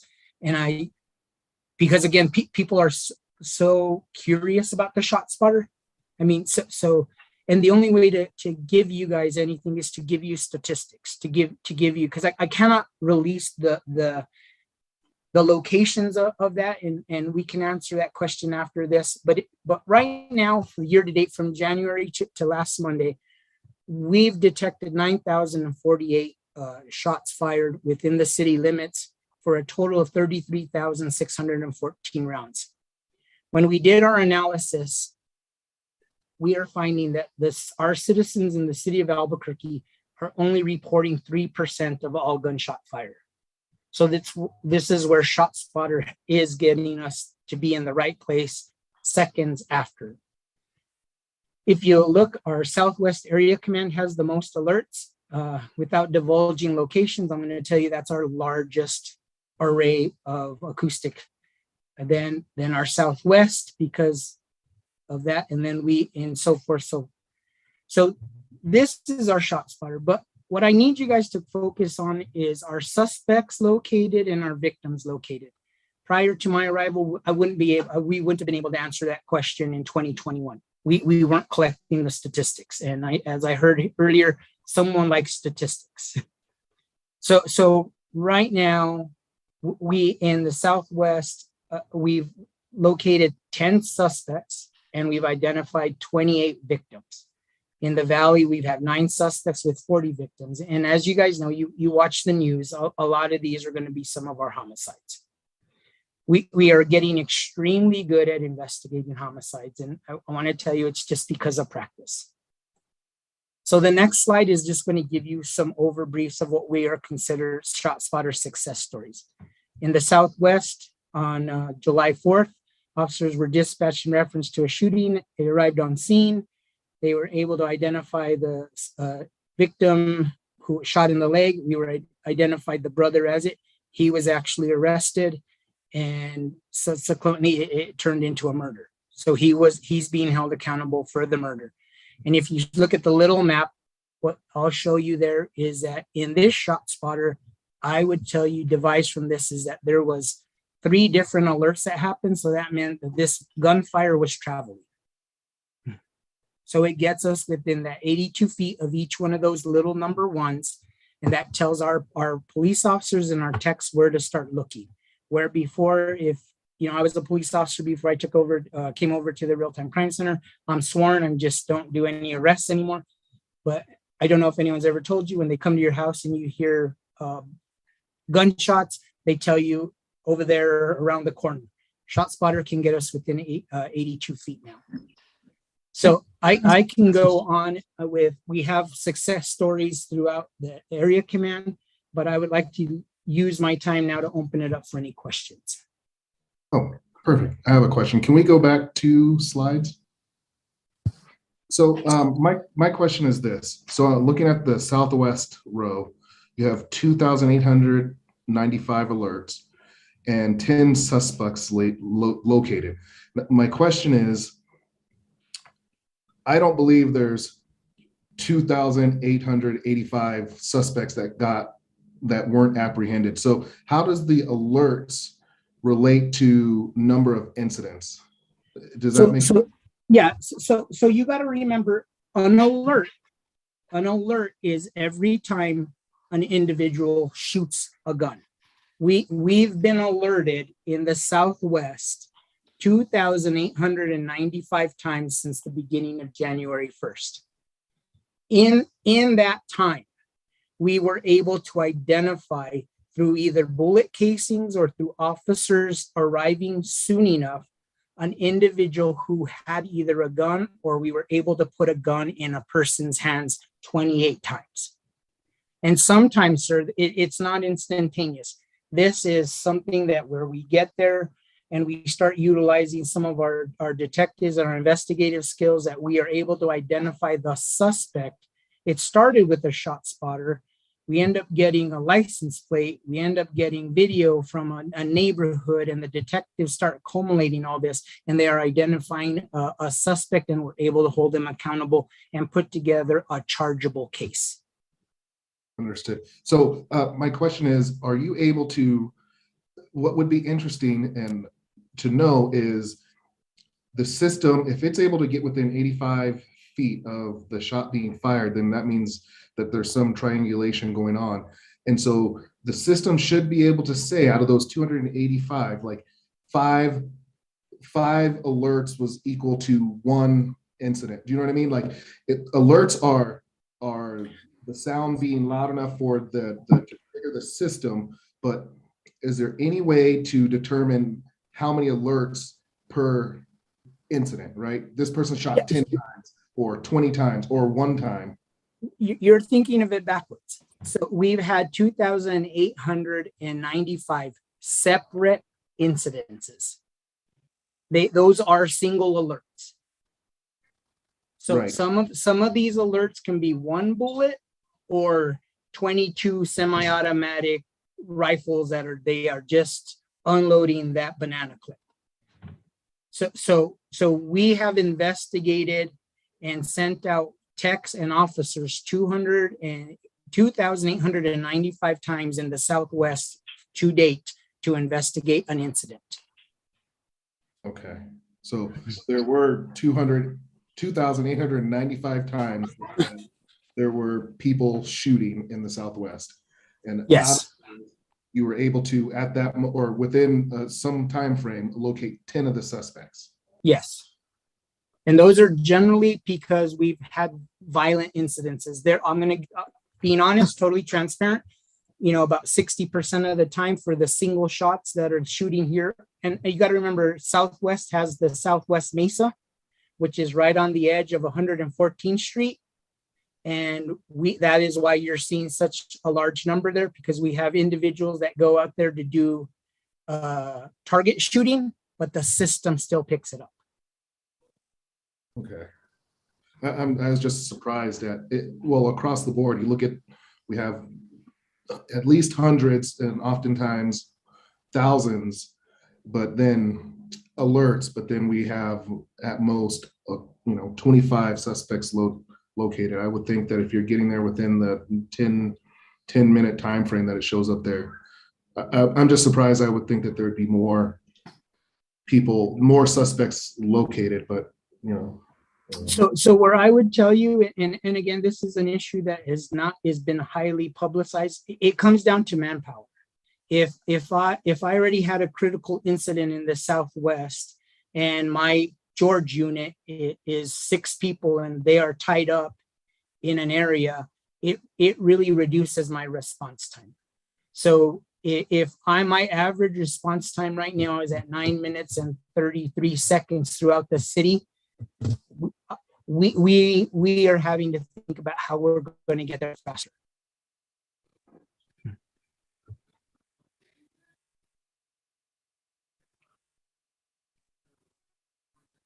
Is there any other questions? I have a question for you on this same slide here. So back to what Member Rashad was saying, when you said you had 2,895 alerts, so you had 2,895 incidents. Is that what you said? Yes, ma'am. Okay. That is 2,895 calls for service that patrol filled based on a shot spotter alert. Okay, so let me ask you this. So you had said a person can be firing off 10 times, right? He could fire one gun numerous times. Isn't that what you said? Yes. So the system only alerts that one time. So the system will alert one time, but it counts each round. Okay, so when you're saying 2,895 times, that's counting just the times that it was actually a separate incident. So let me give examples. So say, like you were saying, those 2 brothers got in a fight, and say there was 5 rounds that went off, right? Would it only come up in alerts as one? Because it's just one incident occurred from those 5 rounds. Yes, normally there are some anomalies. So if these 2 brothers were within the same area, one brother shot at him 5 times and ran down the street, and there was a 30-second delay and shot another 5 rounds. In that instance, ma'am, it will come up as 2 different times.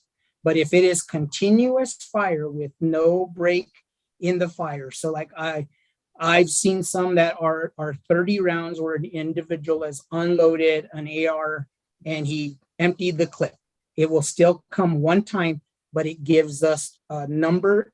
If I can go down here, let me see if I got you one that has multiple. If you look right here in the foothills, That Mhm. that one alert counted 13 bullets. Okay. That's what I wanted clarification on. Yeah, Yes. just to be sure I understood what you were saying. Okay, all right, thank you. I have another question. I know ShotSpotter is in a number of cities across the country. Is there any data sharing across communities? So are you able to, I'm assuming the company is holding this information and also running statistics at a nationwide level. And so to get to the actual question, on the one slide, you had your response times and we're sub 10 minutes. Is there any ability to look at that larger data set to say, we find, or ShotSpotter finds 5 minutes less has a dramatic increase in suspects? Is that a feature of this system, or are you only able to look at what's happening here in Albuquerque? So at the last meeting, I was posed the question, but in a different way. And when I reached out to ShotSpotter to get an answer, the difference is we're always going to be comparing apples to oranges. Albuquerque has virtually under 30 square miles, where our next city that it beats us is Chicago, that has 90 square miles. So unless we can find a city that is virtually square mile per square mile, that would be the only way to statistically and have some type of accuracy to compare an apple to an apple. And right now we don't have a sister city with the same amount of coverage. That makes sense. I would think, but my only response to that would be, and I'm not asking you to do this, obviously, but if there was, I think you could get at it differently if you knew approximately where an officer was when they were alerted, regardless of city, and how long it took them. And so you did it not necessarily at the city level, but at an incident or alert per alert, where you could say, in Chicago, to use that as an example, there was an officer who was, quarter of a mile away, got there in X, and you start looking at those that are similar, where the alerts and the response times are similar. And then I think that might be something to get at. But maybe doing it at a city level, that's going to be pretty near impossible, because you're right. Albuquerque's got some every city has some uniqueness that makes them all apples and oranges. Right. But there seems to be, I would think that this company would be able to do some more data mining. But so what I can tell you I'm trying to do in the Real-Time Crime Center is we are conducting a study, especially on our violent crimes, on where the crime happened and where our field units are at the time, so that we can start just deciding on, do I need to make any recommendations on dispatch methods? Because one of the major complaints that we've been hearing over the time is that we're just taking too long to get there. So one of my tasks in the Real-Time Crime Center is, how do we get in real time to fight crime? So we are in the middle of doing a study of our violent homicides and the location of our field service units at the time, since 9 times out of 10 it's in a ShotSpotter area. I know the time of the first initial shot. Now I need to find out where my officers were. Thank you. I appreciate that. Are there any other questions? Yeah, just one comment. And once again, I don't mean to be particularly argumentative, but this technology is incredibly interesting, and the work of the Real Crime Center is incredibly important. But I'm having trouble understanding how this presentation relates to the mission of this board.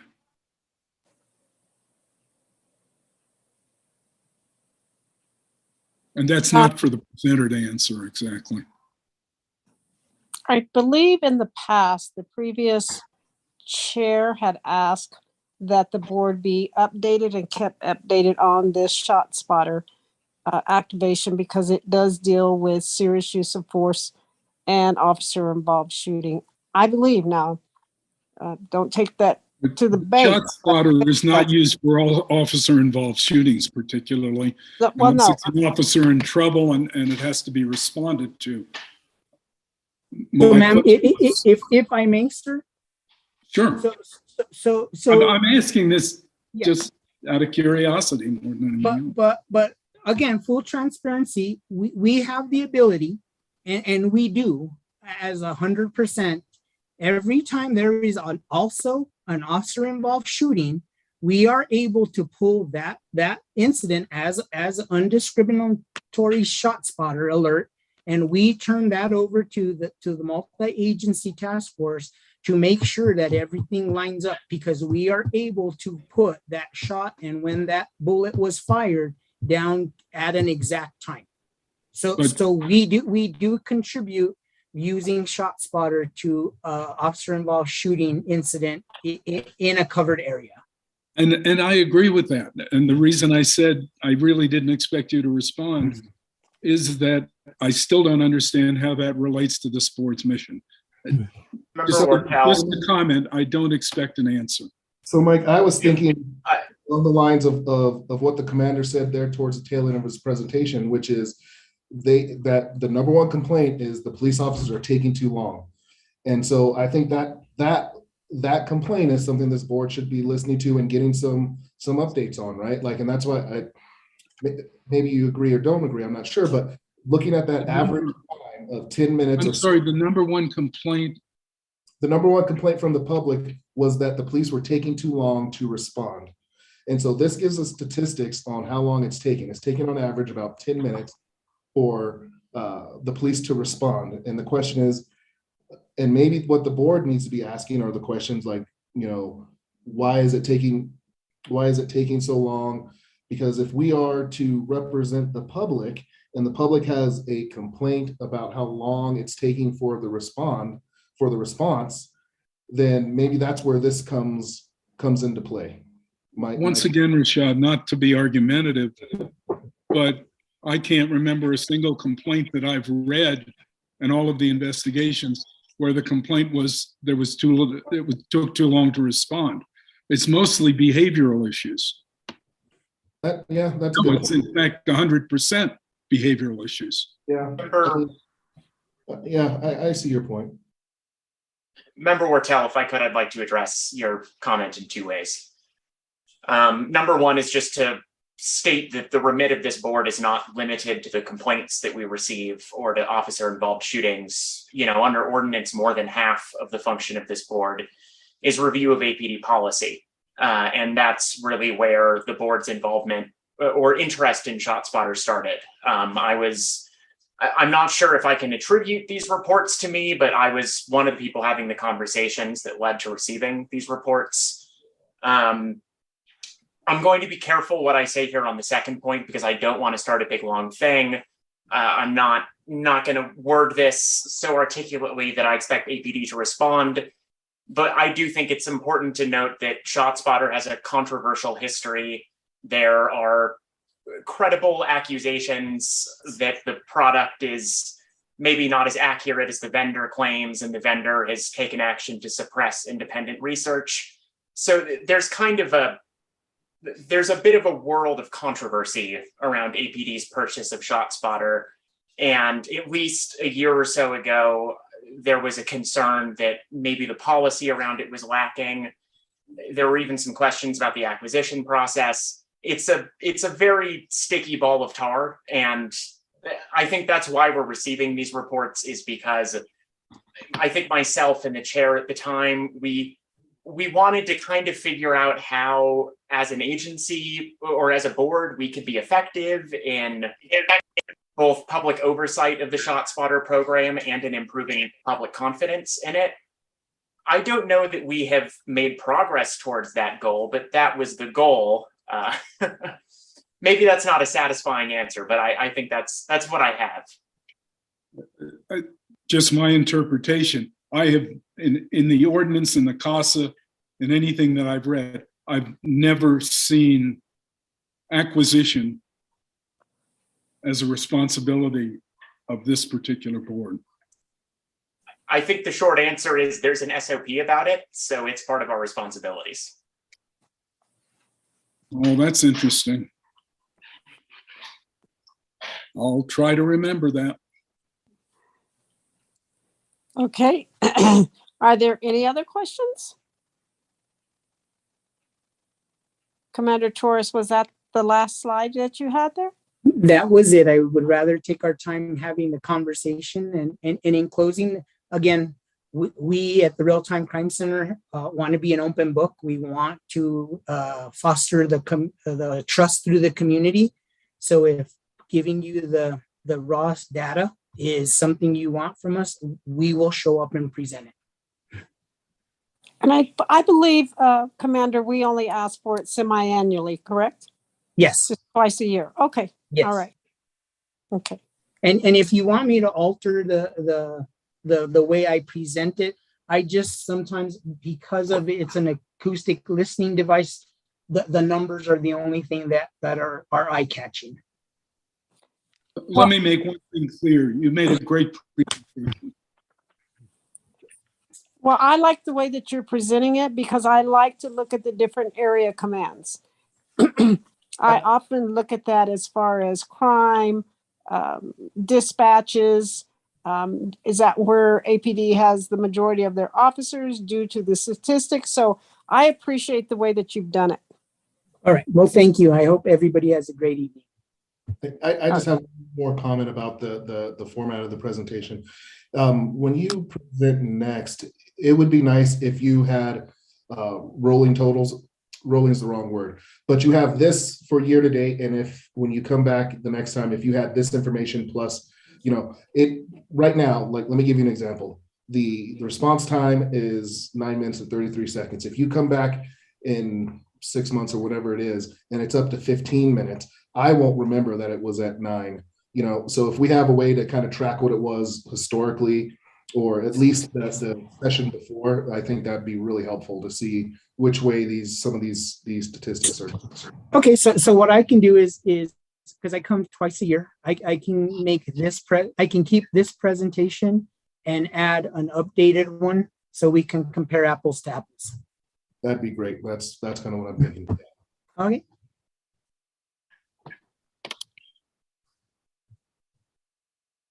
Chair French, you're muted. Thank you. Sorry about that. One other question, and that's because I can't see myself anymore. How often do you track this? Is it monthly, yearly, daily, weekly? And I don't want to add any more to what you already track, but I'm just interested, like daily, we used to. Daily, man. So Daily. I have a shooting analyst that tracks both homicide and gun violence. And this is part of her morning duty to track the previous 24 hours.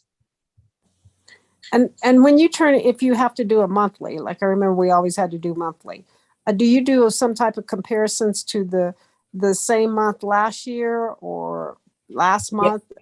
So if I present to our command staff, it will be this time last year, and then the last 7 days, the last 14 days, and the last 21 days. And we give those type of statistics so that our area commanders can see if they are starting to see a problem in an area, dealing with the problem, and if they are throwing the right resources at these frequent flyer neighborhoods. Okay. Thank you. Thank you very much. That's helpful. Are there any other questions? All right. Thank you very much, Commander Torres. All right. Thank you. See you in 6 months. Yes, ma'am. Okay. And now let's move on to APD quarterly crash report. Sergeant Martinez. Good afternoon, everybody. How are you doing? Good. I will try and share my screen to show you my PowerPoint so we can go over some numbers real quick.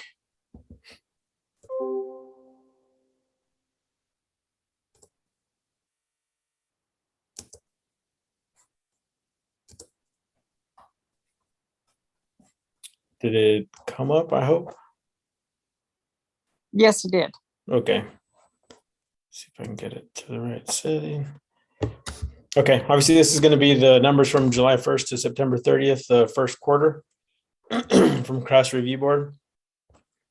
The categories that will be tracked from the department for the claims are going to be third-party claim payouts related to bodily injury, property damage. First-party claim payouts are related to damage to city property, usually a single vehicle crash into a curb, some type of damage to the police vehicle or the property at stake. The board is comprised of the traffic division commander, the traffic lieutenant, motor sergeant, and a motor officer. The people who are reviewing these crashes are all crash reconstructionists, so they have pretty good knowledge in dealing with crashes in general. They review the crash reports, photographs. They'll hear statements from the officers who choose to call in on their behalf of why they were involved in a crash or why the crash occurred. The three categories of the crash will fall under the non-preventable crashes, a preventable crash, and then a non-crash. Crash Review Board also identify employees who have had 2 or more preventable crashes within a 12-month period. Here's the numbers for quarter 1. We've had 28 non-preventable crashes. We've had 19 preventable crashes and 0 non-crashes. For the preventable crashes previously in the 12-month period, we have three reoccurring individuals who've had crashes. The third-party claim payout for the first quarter on 25 claims is $181,707.05. The first party claim payouts for 52 claims is $127,725.07. The top 3 preventable crash contributing factors are the same. They usually do not change. I haven't seen them change since I've been in the unit, just almost 2 years. The number 1 is a collision while backing. Number 2 is a collision with the fixed object. And 3 is a front end collision. Out of all of these, alcohol or drug impairment has not been identified as a contributing factor for any of these crashes. And that is the end. Does anybody have any questions? I don't see anybody saying anything. Thank you very much, Sergeant Martinez. Thank you guys as well. Have a good night. Thank you. Okay, we'll move on to professional standards. Acting Commander Landavassel.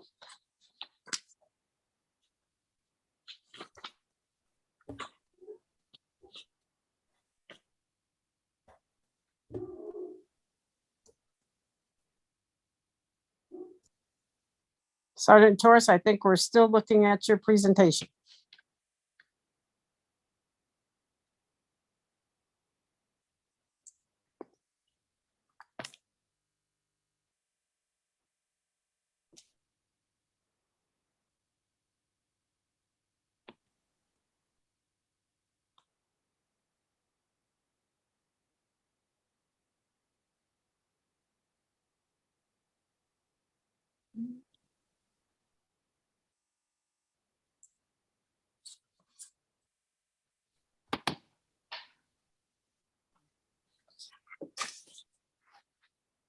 I was beginning to think my screen had froze. Okay, we'll move on to, as I said, professional standards. Commander Landavassel. Is he not here? Is there no one here to do that?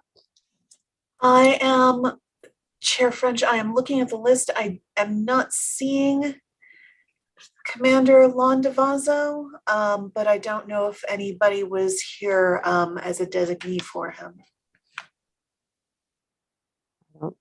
Okay, well, we can move on. Let's move on to 5. IF Force Division, Commander Scott Norris, or is someone here for him? I don't see him either. Please make a note of that in our minutes, please. that these two departments did not come to our meeting or did not report on this date. Chair French, if I may. Yes. If we could also just note that they did submit their reports for the month, and those were included in the attachments for board's reviews, if you want to accept those. I do not. Okay. Thank you. Because I don't believe they've just submitted their reports in the past. They've always presented. Am I correct? As far as we know? Yeah, but the structure of the meetings too, they would go first before we went into even cases and things like that. So they were usually at the beginning of the meeting. I don't know if that has an impact on it, but that was Well, it shouldn't. So I'll address that later, but okay. Thank you, Member Nixon. You're right, but that shouldn't have any impact on it. So let's move on. Let's just note it in the minutes, and then I'll talk to them afterwards. So let's move on. City Council, Mr. Sylvan. Evening, Chair French, Honorable Board. Chris Sylvan, Albuquerque City Council. The only item I have to report tonight for the City Council is on October 17th at the next City Council meeting, which is this Monday. We are hoping that we have a prospective board member to be confirmed by the council. The agenda will be posted tomorrow, at least by 3 p.m. and that way everyone can see who the potential new board member is. I didn't think I should speak about that until it's actually posted, but we do have a person in the hopper right now. And with that, I stand for any questions.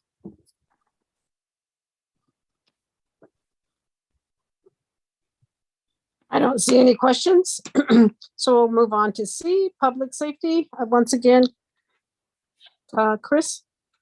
Chair French, Honorable Board, Chris Sylvan, City Council, Public Safety. We did have a public safety meeting scheduled this past Tuesday, but it was canceled. There was just one item on there, and that one item did not pertain or was germane to anything to do with this board. So that item will go ahead and go to the full council in 2 weeks. And with that, I stand for questions. All right. And what did you say the item was? I'm sorry. I don't recall what it was. I think it was, okay. It might have been a contract okay. with fire or something like that. But it had nothing to do with the board. No. All right. Okay. That's all I wanted to know. All right. Thank you, Chris. I think that's it, unless anybody else had any other questions. All right. Thank you. And I just want to say, I do believe, if I'm not mistaken, that it was just in the, this used to be the way it was, remember Nixon, where they were at the end. And I think, I'm not sure which chair changed it back, because if you go back and look at the past, this is the way it was done. But like I said, so, but I was hoping that we would, our meetings would not last as long either. So moving right along, let's move to the next one. Do we have anybody here from the mayor's office? Okay, Pastor Davis is not here. Okay, and city attorney, I don't believe so. Hi, I'm Trevor Rigler. I'm standing in for Carlos Pacheco this evening. He is out of state on family business. Oh, okay. And but I don't have a report. Oh, that's okay. Did you have anything to report to us? I do not. Okay. All right. Thank you. We appreciate you staying. And let's move on to CPC. I see Kelly and Martisa. Do we have two reports? Of us can do it, I'm sure, but I guess I'm here. Good evening, Chair French. Good evening, Honorable Board. I hope everyone's doing well tonight. We've had a pretty good month. In the last month, we got 4 new members in the Foothills Council. They were just announced earlier this week at the meeting. We just attended, Martisa and I sat in at the fentanyl summit today. There was a summit on the problems with fentanyl, which is kind of taking over Albuquerque, the biggest, most powerful and most dangerous drug right now in Albuquerque. And it's very inexpensive and very bad for the city. And there was a day-long conference today in the convention center. We set up a table there we got about 25 people interested in what we do, so we're going to contact them and hopefully we'll get some new counselors. We have our Council of Chairs Town Hall, which is going to be open to the public on October 22nd. That's going to be 10 a.m. till 12. We have a variety of topics, looking for some public input on this and how we can change things and do a little bit better in the future. I had lunch with a couple of guys from the APOA, Matt Fisher and Sean Willoughby, and I asked them basically, what can we do to help APD with the CPC? And they said you should build some kind of an adopt a cop program where you're just getting to meet officers personally and, just getting to know them and their families and that sort of thing. So we're gonna put that up to the Council of Chairs and just see how we can implement this and get the counselors involved in doing more ride-alongs and just getting more involved with APD, which is what they should be. So we're gonna make that a major focus of 2023. December 6th, we've got our annual dinner, preparing for that one. I've attended a couple of coffee with the cop events this month. It's a good thing to do every now and then because it's nice to meet all the local cops and see what they have to say and talk to them and the people who show up at these events. We've done our recommendation audit, which was probably the big thing this month. I've gone over every recommendation we've made since 2015, and I made an Excel sheet with the ones that were not outright denied. That means accepted fully, accepted partially, approved in any way, or marked with need more time. And a lot of these had different formats, so it kind of confused the police officers. Back when we sent recommendations to when Gordon Eden when Eden was chief, he just sent back a letter that said, yeah, kind of a folksy letter. Yeah, that's a good idea. We'll try to implement it. We'll see what happens. Now it's a lot more standard what we received back. So basically, I challenged APD with Jason Sanchez and now Corey Lowe just to look through all these recommendations and let us know in what way we've been helpful in the past 6 years. What has APD actually adopted? And there have been a couple of things that are adopted, probably not as many as we'd like, but we want to get the actual numbers on this. I think there were 29 out of 60 recommendations that were not outright rejected. So we just want to see what progress has been made on these and if there can be more progress in the future. And basically, that's my report for the end of September and the beginning of October. Are there any questions? Kelly, I have one question. What did you say you're getting ready for your annual, what? Did you say dinner or meeting? What did you say? Yeah, we're having our second annual CPC dinner where we get all the counselors together for dinner. We get to meet each other and that sort of thing, which is going to be in December when the monitor's here. We invited the monitors also last year. They paid for their own plates, but I guess that was accounting, but yeah, everybody got together and took care of that one. Well, that's a good idea. I will be giving you a call on that. That's a great idea. I'd like to implement that for our board too. All right. Okay. Yeah, we have been partially funded by the city council. They didn't all donate, but a couple of them did. So it's a good idea. Yeah. All right. Thank you. Great idea. All right. Thank you. Are there any other questions? All right, then we'll move on to G, and I don't see Sean or anybody here. And H, Ms. Ewing. Good evening, Chair French, members of the board. So starting with the statistics, since September 8th's meeting, CPOA has received 12 new driving complaints, predominantly from 311. We received 31 new CPCs and closed 15, the 15 that you voted on today. The closings are being counted from the day of upload. And we've also received 3 commendations. Chair French, you asked for some additional information in these reports. So our average caseload for investigators right now is currently at 18 cases. I wanted to contrast that with what IAFD's investigators currently have, according to what we heard at the EFIT hearing last week in federal court. The average investigative caseload in IAFD is 6.5 cases per investigator compared to our 18. The vast majority of our cases are being finished at or just before the 120-day mark. We do currently have 18 cases that are past that 120-day mark, though none of them are intended to have sustained findings. At least 3 of those are late due to a need for a refinement in the reporting. It's a concern that the refinement of the reporting is a concern we've heard about from both the board and from the monitors. So we are trying to be cognizant of that and provide cleaner reporting for y'all. Those delays don't count any investigations that are currently suspended due to the officers being either on FMLA or military leave, pardon me, because those are allowed to be suspended longer under the collective bargaining agreement. The backlog of cases remaining from 2020 and 2021, that backlog that exists due to COVID and lack of staffing at that time is 88 cases. These cases are either planned or in progress with the contractor firm RCI. Now, this firm was originally discussed with the board back when my predecessor, Mr. Harness, was on the board, and when she was interim director, Ms. McDermott was the person who helped get that contract finalized. So things are starting to move along, but that is where that portion of the backlog is.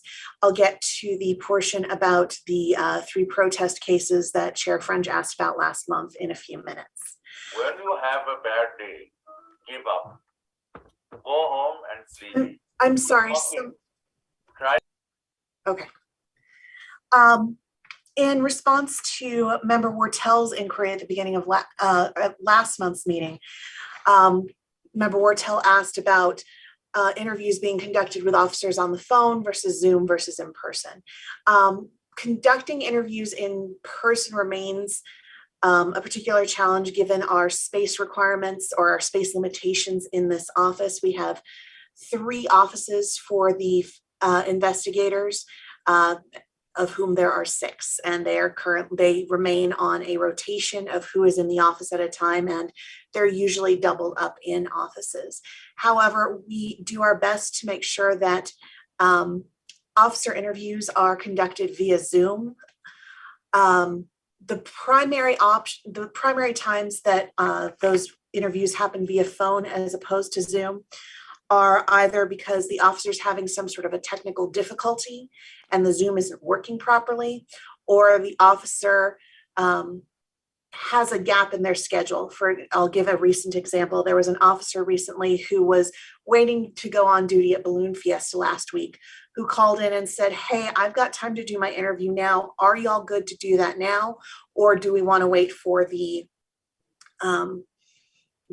next opening I have in my schedule, which is 3 weeks from now?" And when we have that sort of opportunity, we do tend to try to move things along faster for the sake of staying within timelines to the best of our ability. However, given the concern raised by Member Wartel, we are going to start making notes in our reporting of if we are conducting an interview by phone with an officer, why that has happened as opposed to a Zoom. We do still remain far more open to conducting interviews on the phone with complainants and civilian witnesses, simply because a lot of the population we serve doesn't always have the technological access needed to conduct a good Zoom interview. So we try to meet the citizens where they are in terms of, if what works for you is a phone, we will talk to you on the phone. I would like to let y'all know this has happened in the last few hours. Late this afternoon, I did get some confirmation from the city of a building tour I'm going to be doing tomorrow morning at 9 a.m. for some potential space to move us into larger space. That's going to happen tomorrow morning at 9 a.m. I will obviously report to y'all on that next month and let you know how it's going. The one thing I can tell you is what I've been told so far is, given the bureaucratic process, shall we say, of getting these sort of moves accomplished, there's not an expectation that the move will happen before the end of 2022. But we are hoping to at least start moving the ball a little further down the field. That would obviously have an impact on our ability to do more in-person interviews once again. In response to Chair French's, yes, sir. I really appreciate you responding to the concerns that I expressed, and it sounds to me as if the telephone interviews are your last choice. They are. And I appreciate that. Of course. Are you not at liberty to tell us where you're touring tomorrow? I don't know how public it is. It's the old bank building at 5th and Marquette. So it's kind of catty corner from where City Hall is right now. We'd be looking at taking the 2nd floor. Is that the assessors, the old assessors building? I believe it used to be the assessors building, sir. That could be a very nice building for you. So we are cautiously optimistic. Good luck. I'm a lawyer. I don't go past cautious optimism. In response to Chair French's inquiry from the last meeting on the outstanding protest cases, 2 of those cases that started with us, numbers 15720 and 15820, turned out to be duplicative of IA and IAFD investigations. And when investigations are duplicative, IAFD takes those cases. So we're not currently investigating them. Obviously, once the investigations are complete and they've gone through FRB, they'll be added to the list that the board examines at that point. It is our understanding that 15720 is tentatively scheduled to be presented to FRB in December.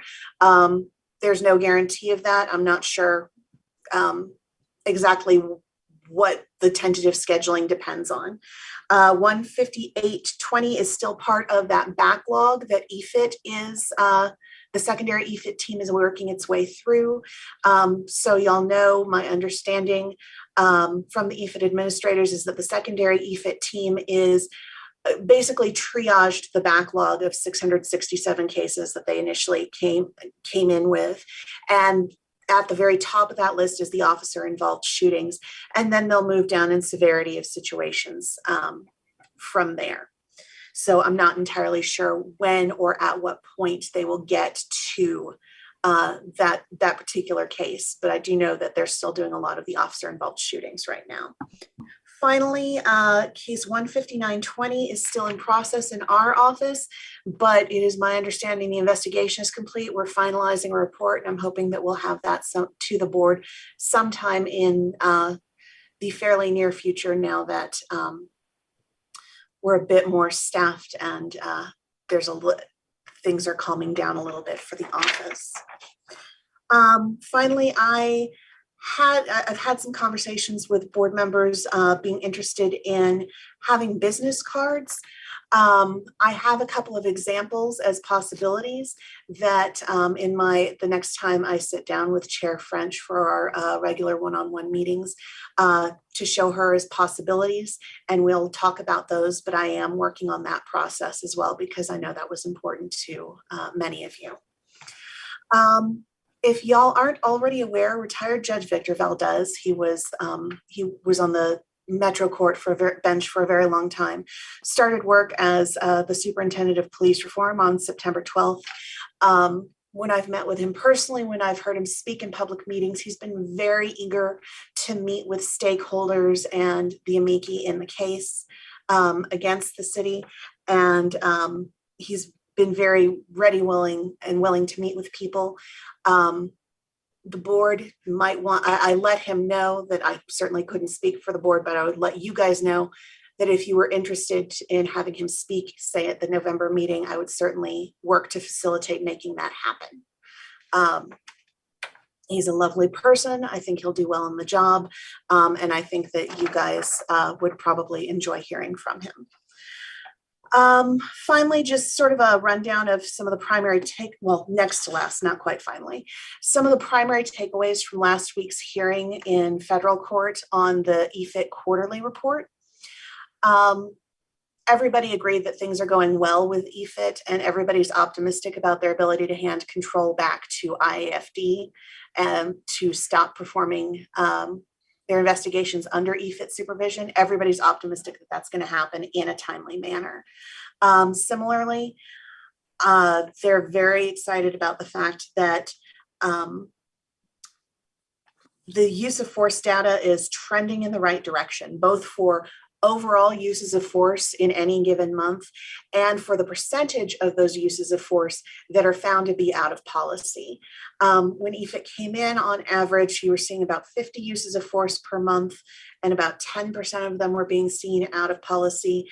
At this point, you're seeing an average of about 35 uses of force per month, and approximately 5.45% of those are out of policy. So they've nearly cut the out of policy use of forces in half, and they've cut the uses of force overall by 30%.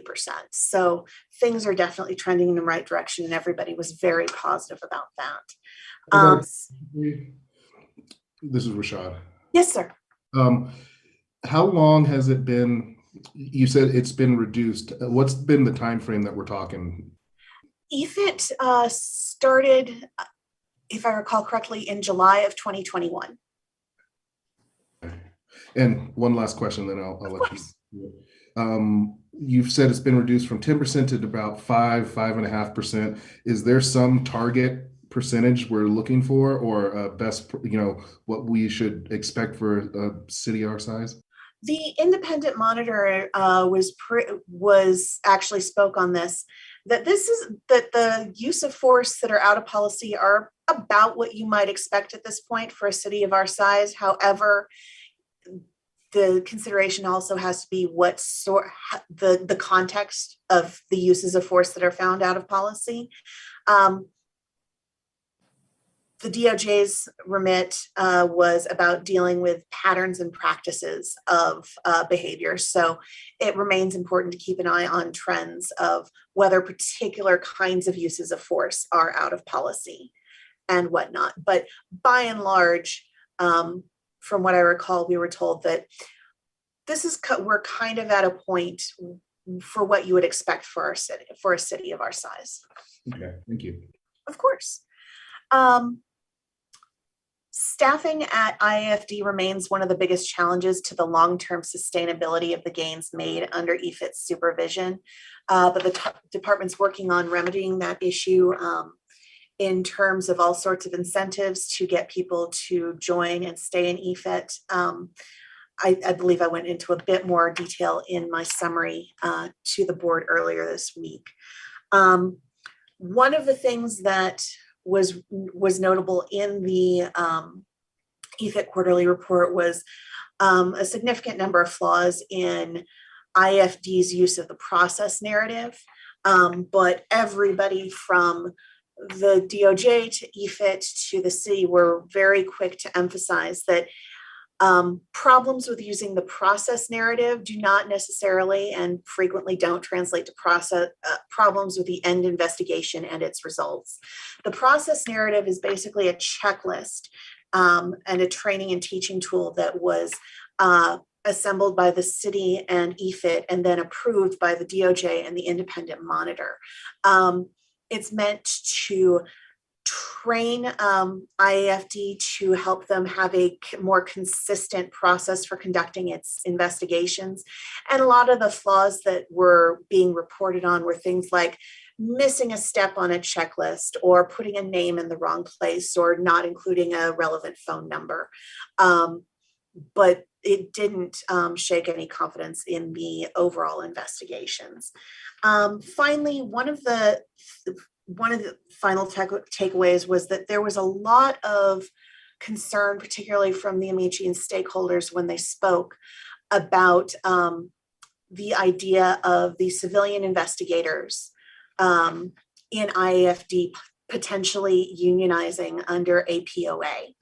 There was a lot of conversation about how nobody had a problem with those investigators unionizing, but there was concern about it being under APOA specifically, as opposed to the union that the rest of APD's civilian employees work under. There were a lot of questions asked. Why isn't this under AFSCME? Why isn't this under Local 3022? I know that there was, I believe there was another labor board hearing on Tuesday. I don't know what the result of that was in terms of where that unionization effort is, but that was an issue that was raised as a concern by various stakeholders. Finally, I wanted to report back to you on a meeting I had with one of the deputy chiefs over at LOPD, the Public Defender's Office, about the workload study that they did and published earlier this year, because I know that a staffing study has been a concern for the board. And I wanted to get some information about how the logistics of that had worked. And one of the things that Deputy Chief Sanchez told me that probably the biggest chunk of time in getting ready to make that happen was in working up the new case management system that was doing all the tracking of the data that was going to be analyzed as a part of that study. And as you're aware, that there's a new case management program coming on board with IAFD and CPOA, the benchmark system. So as that's going forward, I think that a lot of making sure that we are paying attention to how it's being built out will be instrumental in our ability to collect the data that the board might be interested in having analyzed. But it was a process that did take, it was between the analysis, between the initial build out and then the procurement process. It was a procedure to even get started on the study that took a couple of years. But Deputy Chief Sanchez did make a point to me that I thought would be useful and relevant to us. A chunk of that workload study was actually paid for by the Arnold Foundation, which also did some of the funding for the NACOL conference. And they talked about being interested in funding things like this. So I was thinking it might be an idea for us to start looking at the Arnold Foundation and possibly other sources of grant money to fund a workload study so that we can minimize the cost to the taxpayer at the end of the day when we get that off the ground. So it is definitely something that I think we see a need for, just based on, and I know it's not exactly apples to apples comparing the IAFD caseload to our caseload, but there is a pretty big difference. And I think that having some more data well analyzed would help us make better arguments for what sort of funding the agency needs in the future. So this is definitely something that I'm keeping on my radar and will continue to update you guys about, particularly as I get information about potential funding sources and grant sources. But that's where we are. I stand open for additional questions. I have a question. Yes, When ma'am. you said that I was reading, in your that you sent us about the EFIT, and they said IA has an average of, what'd you say, 6.5 or whatever, and our agency investigators have an average caseload at 18 point something. What is that based on? I mean, where is that 18 coming from? Is it 18 new cases a month? Because I was looking at the total that cases that they say they get per year. And so in the past, so could you tell me where that 18 is coming from? And I didn't, I may have to get additional information if I can't give you as complete an answer as you'd like. But I believe that's how many open cases an investigator has at any given time. That tends to be how I think of workload. I believe that's how Ms. McDermott looked at that data when I asked her to pull that information. But when she is back in the office, I can certainly talk to her and make sure that that she and I are of the same understanding. Okay, that's all. Because I was just dividing the caseload. I mean, what they say that the average that we get per year, and all of them aren't investigated, times the investigators we have divided by 12 months. And so I'm not sure how she's getting or how that was done, but I'd like to know how they came up with that Of number. course. Of course. And thank you, Deidre, for getting me that information on those. And I was concerned on those riot cases because here we are, 22, almost 23, and those cases have not come to this board. So that was a big concern of mine. So thank you for letting me know that the agency will not be reviewing those. It's an outside agency. Okay, or EFIT, you said? Okay, or Yes. FRB. Okay. They're being investigated by IAFD and EFIT, and we'll hear about them once they make their way through FRB. Okay. And then, and we can discuss it at another time, but this is the first I knew about the RCI contract. So when we meet sometime, I'd like to discuss that with you too. But I think that's it, and it's almost 8 o'clock, and guys, it's after 8, sorry. So let's move on to item, what is this, 13, old business? May I ask a question? I am so sorry, Member Wartell. I didn't mean to rush you. Go ahead. When we met with the monitor several months ago, they emphasized their desire to see more cases go to mediation.